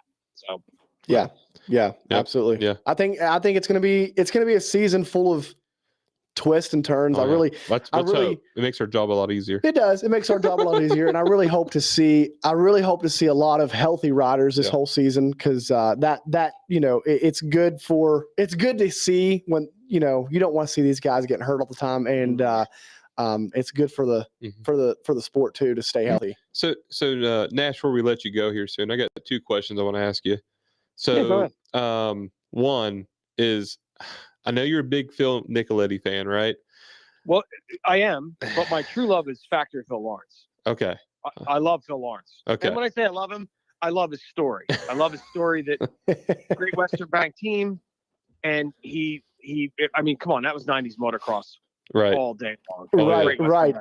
Yeah. And then for him to rise up and become a husband, father, he exemplifies what a lot of us do, which is, hey, time to put my big boy pants on. And you know what? It's fun to live in my younger years, but I want to be a husband and a father now. And yeah, I think I connect and resonate with that. That's a lot of my story as well. Right. I mean, trust me, I wasn't flying around in a Lear jet with God vibes. Trust me, that was Dave Nash when I was young. But that's the part that I connected with as a. Plus, I love the fact that Phil Lawrence, dude, he finished second to Jeremy in '96. I mean, I'm not going to clamor on about the golden years, but dude, Phil was good. So keep going with the question about Phil, and I do love Phil. Right. Phil Nicoletti is my guy. I was getting ready to say, because I was pretty upset with Phil, but in that Triple Crown, he couldn't hold on for like 3 more laps. I mean, dude. Look, I was like everybody on the face of the planet. I was screaming at the TV, like yes. And my wife was like, "Dude, I can't believe Phil's leading this much." And I go, "I can't either." Like I was loving it. And then keep going. I was gonna say, like when he got like halfway through the race and they weren't even close, and I was like, he can actually do this. He's got this. He's got it. He's got it. And then 3 laps to go, he gets passed. I'm like, are you kidding me? What are you doing? It was set up perfect. They were grenading behind him. Dude. The LED lights is what did it. The lights. Yeah. I think he said it best when he was just like, his feet blew off the pegs in the whoops. You guys read the stuff. I'm not saying that. It broke my heart. And plus, Phil's OG New Jersey. Like, I remember being at Raceway Park when Phil was a kid and riding and racing. And, dude, he was there. And it's like, this guy's gritty, man. Oh, yeah. Like, gritty. Yeah. And, he's something else. It's funny. We were just talking as a family, and we're like, hey, before Coker, do you guys, and I said to the girls, do you want to go down to Club MX? Just because there's RV hookups and we can use that as a home base. We want to go to the beach or want to do day trips or whatever. Not always riding. Because, I'm all about racing and riding, but I also like my kids to be balanced. And, and as you guys are. So anyway, I thought it'd be cool because I'm like, oh, cool. The Club MX, their vlog, you guys watch it. I watch it. I'm like, dude, the place looks really great. And you got the pro team there. So that would provide some interesting entertainment. And so the Nicoletti question. Yeah, I wanted it so bad for him as well. I know, right? I know. What are the odds of them testing out those lights on his bike? All right. And then him leading. So is it rigged? Yeah. Oh God. All right, now I see where this is going. Yeah. I love it. I love it. I didn't hear. Could Phil see the lights when they came on? When he was riding, could he see him? I don't know if he ever said. I didn't hear him comment, but I don't think you would. The way it was down on the lower triple clamp. Right. Yeah. And that would just be maybe peripheral would catch it here and there, but it would be kind of difficult unless he was really leaned over or head far forward above the number plate. But that's a good question. I didn't know if maybe it would catch him off guard or something. Like, oh, what's this on my butt? Yeah. Well, he knew they were there. Yeah, but I mean, I didn't know if he turned them on for him or whatever. Well, they turned them off really quick, didn't they? Like he no more than lost the lead by a knobby, and they shut that light down. Like, you're done. Like, that party's over, you're done. He started wrecking, and by the time he hit the ground, they already had the lights off because they knew he wasn't getting back up in time. Oh, shoot. So, I love Supercross being your bread and butter, as far as like we know that you love just following the sport. You got a 450 title pick for us? I don't. I do. I really want Sexton to win. I know. No. He's my man I really right want now. Sexton. Yeah. I want Sexton to win. I love Eli. Love everybody. I love them all. I'm in awe of every one of them. Yeah. I really am. I can't. It's like Sophie's Choice, except there's 20 of them. Right. I mean, whether it's A-Ray or Chiz. I mean, how do you not love Chiz? Oh man. Oh man, Chiz murdered Freddie this weekend. Chiz all over Freddie. Dude, listen. All bets are off. That's in the AMA rule book, like they were saying. And like I know you guys aren't refuting that, but no. Yeah. Oh, I was licking my lips when I was watching, like everybody was. I was like, dude, Chiz is catching him. Yeah. Oh. And then they had to do the old show the winner. Oh, so mad. I'm like, what are you doing? No one cares. Nobody cares about that. No one cares. And then, of course, A-Ray's going to catch that handlebar to the chest as he's going by. It's funny. Dude, it's unreal. So, no, I really think Sexton's a steward of the sport. He clicks whatever they've done different to that Honda since Kenny left. I think he seems to really gel with the bike. And Eli is just so wise. Oh yeah. Like if you think of it like a Trivial Pursuit piece, and I'm dating myself, and I'm fine with that. It's all those different pieces, those 8 pieces of the pie, and he's got them.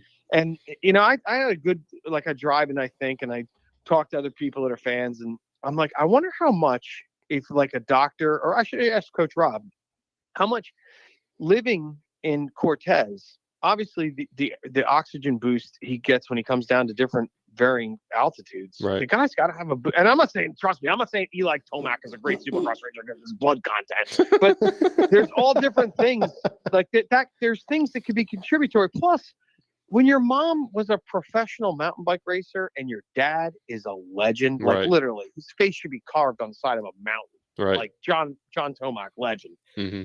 I just think that for 10, 15 years, bringing you through that, a sense of being comfortable and understanding the body and understanding how to train properly. Genetics. Yep. Genetics. Genetics help. Yeah. I think it's just so cool. And then when you watch him do beast mode in person, like you guys been outdoor nationals, you've seen him do it. Oh yeah. You're like, good God, what is that? Especially like, at Southwick. Southwick is insane.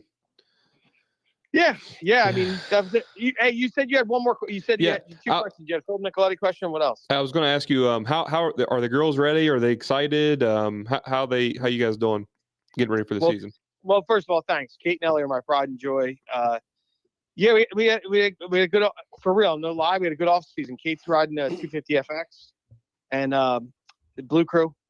Yamaha best bikes out there. That's right. Shameless plug. Kate gelled with the bike, and Ellie's a cool story. Ellie's my youngest, and so Ellie's like Kevin Windham. Like when she rides her form, like if you ever see a picture of her, you ever watch her race, and she's number 29 and see women's, and her form's perfect, and she's aggressive and she rides well. And when Kate raced for 10 plus years before we found GNCC, but before we started coming. And Ellie, we'd always say to Ellie, this isn't Kate's sport. You can do this too. No, I don't want to do it. I don't want to do it. And there's probably tons of people listening to this that they have similar family things. And Amy and I never forced anything, ever. Right. Ever. And after Mount Morris in 2020, Ellie's like, I want to race. And I was just driving the Tundra back home to New Jersey, and I'm like, all right, well, let's get your ride first before we race. And then from there, then it took off. And Ellie's like 5'8", almost 5'9", and she really skyrocketed. So I had the pleasure of building a Super Mini last year, knowing that she was going to race it for probably 3 months, and then I'm going to be selling it. But I couldn't take her off of a tricked out TTR and put her right into a big bike class. It's just not fair. It's not fair to the kid, and it's not fair for me as a father to do that. And so anyway, she's on Kate's race bike from last year, the YZ125. Okay. And she loves it. And both girls are they're ready to go. They're good to go. And like I said, we've been really blessed. Like New Jersey's been really mild. Like there's certain winters, like it's bad. It has not been bad. We've been doing a lot of ride with Ryder Siggety a lot. Mike's about an hour north of me. Mm-hmm. And Ryder's awesome. You guys know Ryder. He's a piece of work, man. Oh yeah. He's a piece of work. Dude, he's funny. I'll tell you what, you guys see him at the races, that kid's got an incredible sense of humor. Yeah. He is dry and funny and witty. Ryder Siggety's a great kid, man. He's like a son. He's like a son to us. He'll still come stay at the house and stuff. He's like a cousin to the girls.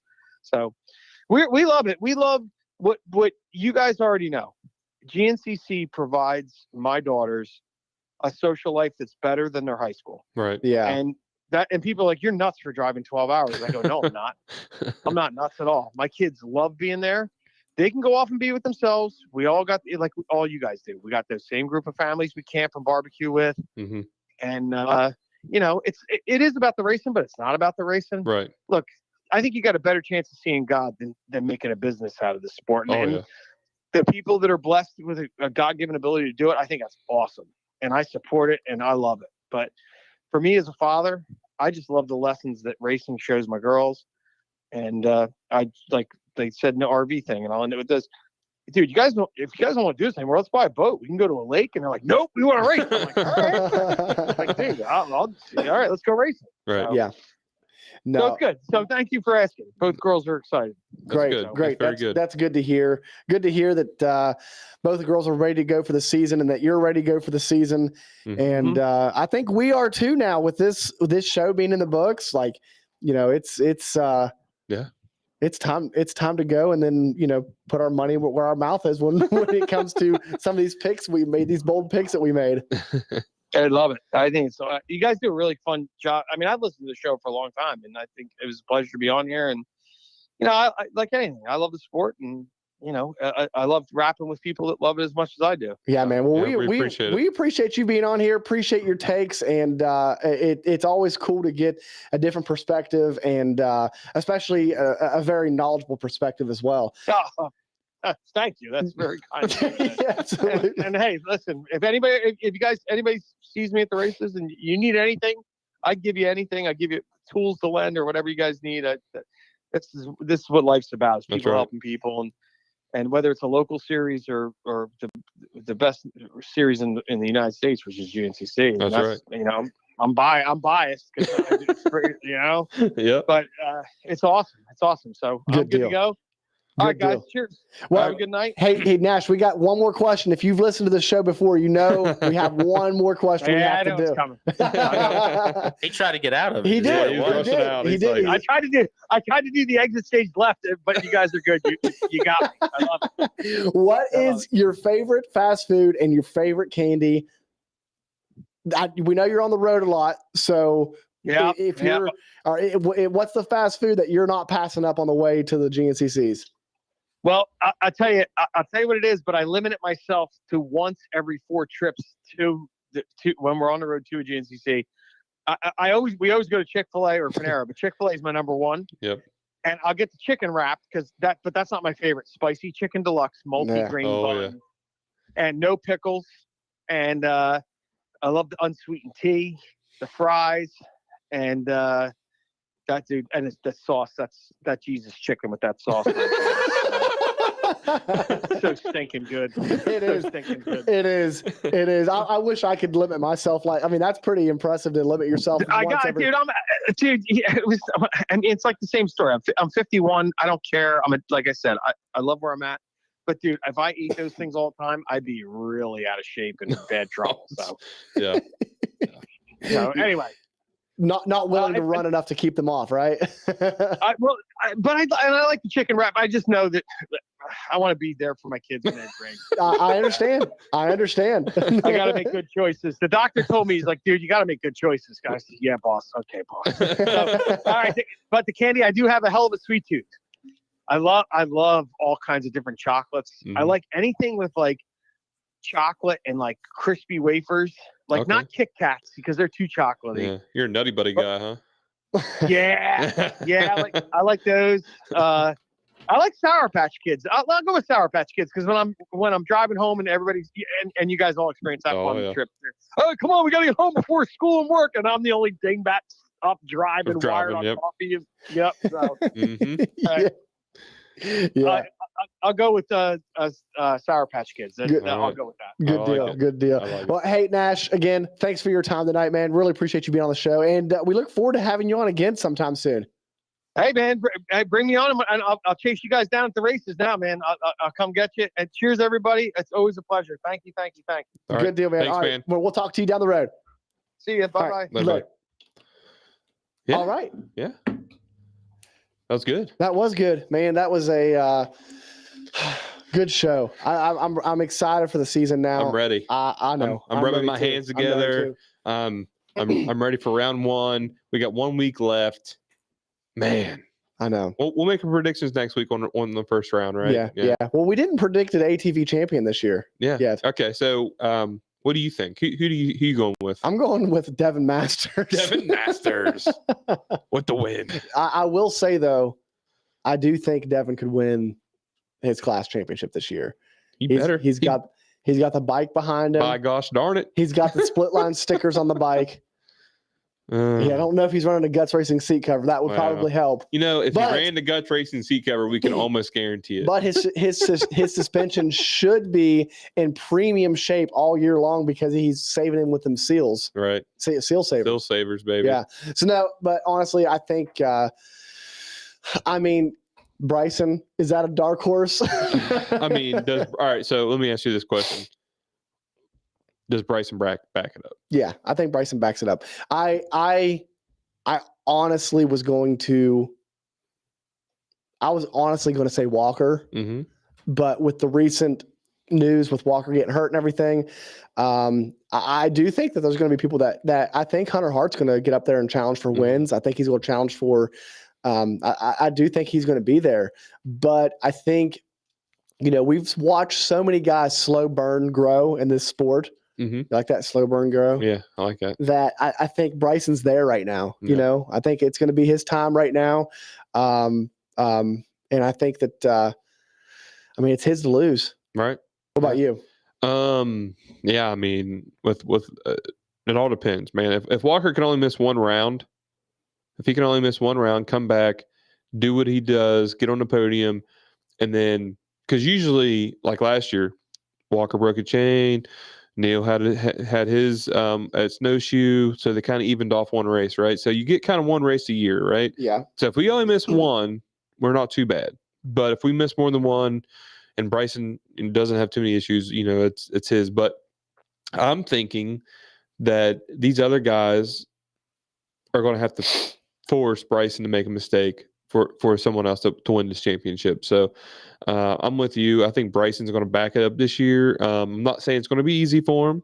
I think these guys are going to be bringing the pressure, the heat each and every round. I think Jay Shad, Cole Richardson, Hunter Hart, Jared McClure, and I'm missing somebody. I know I am. Cole Richardson. Those guys are going to have to be a thorn in his side. Yeah. In Bryson's side. Yeah. If they're not, if they don't pressure this guy, he's just going to walk away with it. Well, we talk a lot about how the starts are huge, and I think the starts is the one thing that he doesn't have on lockdown right now. So if these guys can keep him at bay for a majority of the race, that was the thing. That was the thing with Walker for the 7 championships. It was not only am I the fastest, but you're going to have to run me down. Right. I'm going to get the whole shot, and then I'm going to pull away. Bryson's a little bit different with that. As of lately, as of to this point, there's nothing that tells me that he's going to start getting whole shots like Walker. Right. Nothing's telling me that that's going to happen as of right now. So I think that that's got to be what's on everybody else's mind right now. If you're Hunter, if you're Cole, if you're McClure, if you're Jay Shad, even you got to be thinking whole shot and hold him at bay. That's right. So, well, the other thing to consider with Bryson is before he had nothing to lose. Now he does. Yeah. Yeah. So like before he could go 110%. Figuratively speaking, he can't literally, but he could go past whatever he felt was super comfortable and be okay with it because he wasn't going to lose. Like, I'm not the champion at this point. So all I can do is go up from here. Yeah. Right. Now he's in the spot where he is number one. Now see, I'll argue with this because just like Jordan, right? So he had that pressure. He's never won a championship, right? See, my thought is, my way I think is, all right, he won the championship, that is off his back. That monkey is gone. Now he can just, if he goes out and breaks down and doesn't win another championship, he's already got that championship. For That's my thought. Yeah, I kind of agree. For 2 years before his championship, he was always considered the guy like, well, he's probably the fastest in the class, but he can't stay consistent. So now he's the fastest and he was able to stay consistent last year. You know, the fact, my thing is my biggest thing that I hold on to if I want to see a good championship battle is the fact that he's not been able to get starts. And I think the confidence, I think he should be rolling in with a good bit of confidence this year, especially, you know, I hate that Walker's hurt, but I'm sure that Bryson's like, okay, well, there goes my biggest competition. You know, I should be able to I should be able to impede my will on this championship. Yeah, I mean, I think there's a little bit different outlook though when you look at dirt bikes and four wheelers, because in dirt bikes, there's only been like one guy that had a real long run in championships. Where on the ATV sides, yeah, he won one, but does he want to be the guy that doesn't win another one? I mean, because at this point, if he doesn't win, he's the first guy in a really long time to not back it up. Well, I mean, eventually that's got to come to an end, right? Yeah. Eventually, right? Does it though? I mean, honestly, as a fan for the sport, I kind of hope it does. I'm not arguing with that. I think it makes for good racing, right? But does it have to end? If you figure out what those pieces are and you can keep it going, does a few in a row have to be the end of it, or is it okay? Now we're at a point where everybody's so competitive, we're going to start seeing 1-2 championships and that's it. But like I said, it's just something I would like else to look at. What I would really like to see is like champions that don't back it up, but then come back and win a championship in a couple of years. Like I would like to see a good mix. You know what I mean? That's hard to do. But I know what you're saying. Yeah. Right. Yeah. I think really what's got to happen is it's going to have to be like two guys like Walker Fowler, Bryson Hill. Right. So like Walker, it would have been really cool. And we were hoping for this, like Walker would come back and maybe snag one and then Bryson, but then eventually Walker fades out. But then here comes Hunter Hart, or here comes John Glotto, or here comes, and then those guys start going at it. Yeah. It's very rare. And even in Supercross, right, it was very rare. Tomac was the only guy to ever do it, to win and then a couple years go away and then come back and win again. That doesn't happen. Yeah. Usually you can do that and then you lose it. Dungey did it. Supercross. He won his. If you look at like when he first started and then Ryan Villapoto. Right. But like if you really look at Dungey's rookie I get years, what you're saying. You know what I mean? Yeah, I get what you're saying. It goes in. Kind of goes in waves. Like once you lose that taste, and it's like you creep back, right? It's like you kind of fall back, and you can kind of watch all that. And I think that's what everybody was kind of worried about with Walker. Is like, all right, he lost the championship. Now does he fall back, or does he go forward and try to match that? Yeah. And that's the hard part. And that kind of worries me a little bit. I don't know how bad his injuries are. Man, that's another thing. Is like these guys, like, Walker's not. He's not had an injury really, besides cutting his finger off. That didn't slow him down though. No, it didn't. But and I guess he's had little injuries, but I really hope that this is nothing major and that he's able to, just for his health, right? But also, for him to be able to come back and go out, or not go out. Good Lord, for him to be able to come back. I was gonna say, is he retired? No. I mean, do you know something I don't? I don't. But for him to come back and do what he wants to do and do it on his own terms, right. That's what you want to see. Right. So I keep staring at this daggone Buffalo Bills hat. I mean, they're out of this. They're not even in the Super Bowl. They lost. I know, but I'm just being a fan. Speaking of the Super Bowl, who's going to win? Super Bowl. Devin's like, don't ask me. Eagles. I mean, do you start betting on teams or do you just start betting on brothers? I mean, at this point, right? I don't know. Eagles. I mean, it was pretty funny to see the video where he's like wearing the jersey, 100% supporting his brother, As soon as the game's over, he's like, all right, this is enough. Right. So who you think, Devin? I mean, it's hard to not vote for an East Coast team. All right. Just saying. Well, listen, I'm a Cowboys fan, so screw the Eagles. Let's go Chiefs. Let's go, baby. That Colton's team. Colton's got multiple teams. Yeah. All right. Nolan does too. He's been a fan of Tampa Bay. Oh my God, Tampa Bay because Tom Brady. Yeah. Then we're a Bengals fan because of Jamar Chase. We're a Titans fan because of Derrick Henry, and we're a Bengals so on fan. and so Why? on because Jamar Chase. I feel like most people are using like Joe Burrow now. These kids these days, Jamar Chase. It's the wide receivers and of course Tom Brady, everybody, whatever. But yeah, he's a quarterback. Yeah, but most of these, at least around Colton's friends, like they're all like receivers, like Justin Jefferson, and I'm like trying to get him a Micah Parsons jersey. Like, man, get on to Micah Parsons. I love defense player, man. I love good defense. Ray Lewis, baby. Give me a Ray Lewis, right? Troy Polamalu. Yeah, like those guys. Like those hard hitting dudes, all right? Like the Honey Badger. You know what I mean? Yeah. I mean, when I was younger, that was all you saw was jerseys of like defensive players. Right. So yeah, that's like, that's stuff I like. That's how we know we're getting old. Nolan's starting to become fans of college wrestlers too. Oh yeah. Like he's starting to know a few of them. Know a few, yeah. Yeah. That's weird. Yeah. Been doing some wrestling? Yeah, a little bit. A little bit. He likes to wrestle. He likes to wrestle. This weekend's regionals, so we're knee deep in that. Knee deep in that.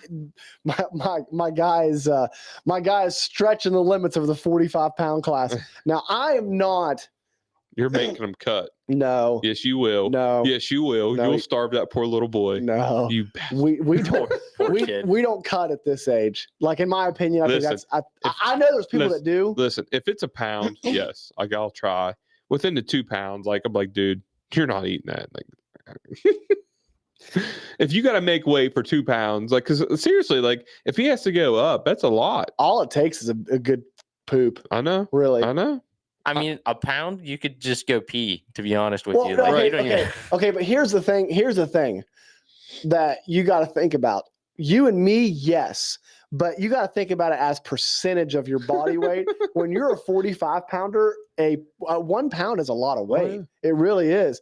But the little dude, he fluctuates weight so much to where like if we would weigh in at nighttime, he wouldn't make weight. But when we weigh in the mornings, he's usually good. Dude, you're fasting. You're fasting for 16 hours, bro. Oh, he's been running the hill lately, so that should help. In a sweatsuit? Huh? You should put him in a sauna suit. What are you doing, bro? I mean, he's in a so actually this evening he did weigh in at 44.8 with his clothes on. Okay. So that's not bad. Yeah, not too bad. He didn't have dinner yet, did he? No, he did not. But yeah, that's the form of cutting for like a 6-year-old. Like you don't eat before you weigh in. Right. Like that's how you cut. That's how you cut. Yeah. And you take a crap the day before. Brutal. I'm so glad we're not doing that because Colton's like. You being heavyweight this year. Oh my goodness. Right? Yeah. How much does he weigh right now? Ooh, hey, by the way, we're losing people. I'm sorry, guys. We're off track. Anyways, he's like 70 pounds. Oh yeah, he'd be heavyweight. Yeah. So you don't even need to worry about it, right? No, what's the max for heavyweight? Do you know? There is 90. Yeah, so you're good. Yeah. Got enough room, it doesn't matter. No, you're in the sweet spot then. If you want to be a heavyweight, because heavyweight's 65 plus. But here's the thing, like so you're 5 pounds over. What's crazy is like the boy doesn't look like he's a heavyweight, right? Like he's just solid. I don't know where he gets it from, but I don't either. Dense bones. I don't know where he gets the solidness from either. Like the boy is like he doesn't look very. Brayden was trying to give us it's you, man. It's you. He looks solid because of you, Brayden. That's right, baby. That's right. Oh shoot, we're getting way off topic. Yeah. I love it. So let's end the show tonight. Mm-hmm. Is there anything else? No, man. Devin didn't pick a champion for ATVs. Who do you got? Oh man, this one's tough. Is it though? I mean, you want to vote for Bryson, but at the same time, you want to vote for somebody else just because you want to see the excitement in the championship, right? I think you better watch who you pick over there, and your rod might be going or something. You know. John Vlada. Oh, okay. Oh, dang. Yeah. Okay. Yeah. Good deal. I like that pick. That's different, but he's capable of doing it. Yeah. I love it. I agree. Yeah. Very. I mean, way to put me on the spot. Listen, that's what I'm saying about ATV racing. Anything can happen. Like Bryson Hill could be the fastest dude out there, and just have bike problems all freaking year. You know what I mean? Yeah. We all know Spindles for some reason. Spindles has been like nobody ball joints. Yeah, ball joints. I meant ball joints. Just breaking for brand new ones out of the box. That's put them scary too if a lower one goes. Right. You know what I'm saying? Like he could go out and like have 3 of those happen this year. God, I hope not. But I'm just saying, like, stuff like that can happen, right? I mean, I'm glad we saved this for the preview show right before we're all going to the starting line next week. We're all going to be listening to this and be like, no, we got next week. We got next week. We got a new show next week. We won't talk about none of this crazy stuff. Yeah, next week will be it'll be all happy, big joy, buck joy. preview. Big buck preview show. I lost my train of thought. It's gone. Whatever I was getting ready to say is gone. Yeah. It was a good show, though. It was very good show. No, I know what I wanted to say. Mikey Wayens was supposed to come on the show tonight. I know that he was in the primo to come on the show. He ended up having a few things happen tonight, so he wasn't able to make it on. But he wanted to send his apologies, and he's going to make it up to us. He said so. So if you guys were looking forward to hearing from him, so weren't we, Mikey? Yeah, Mike. Racer TV next week.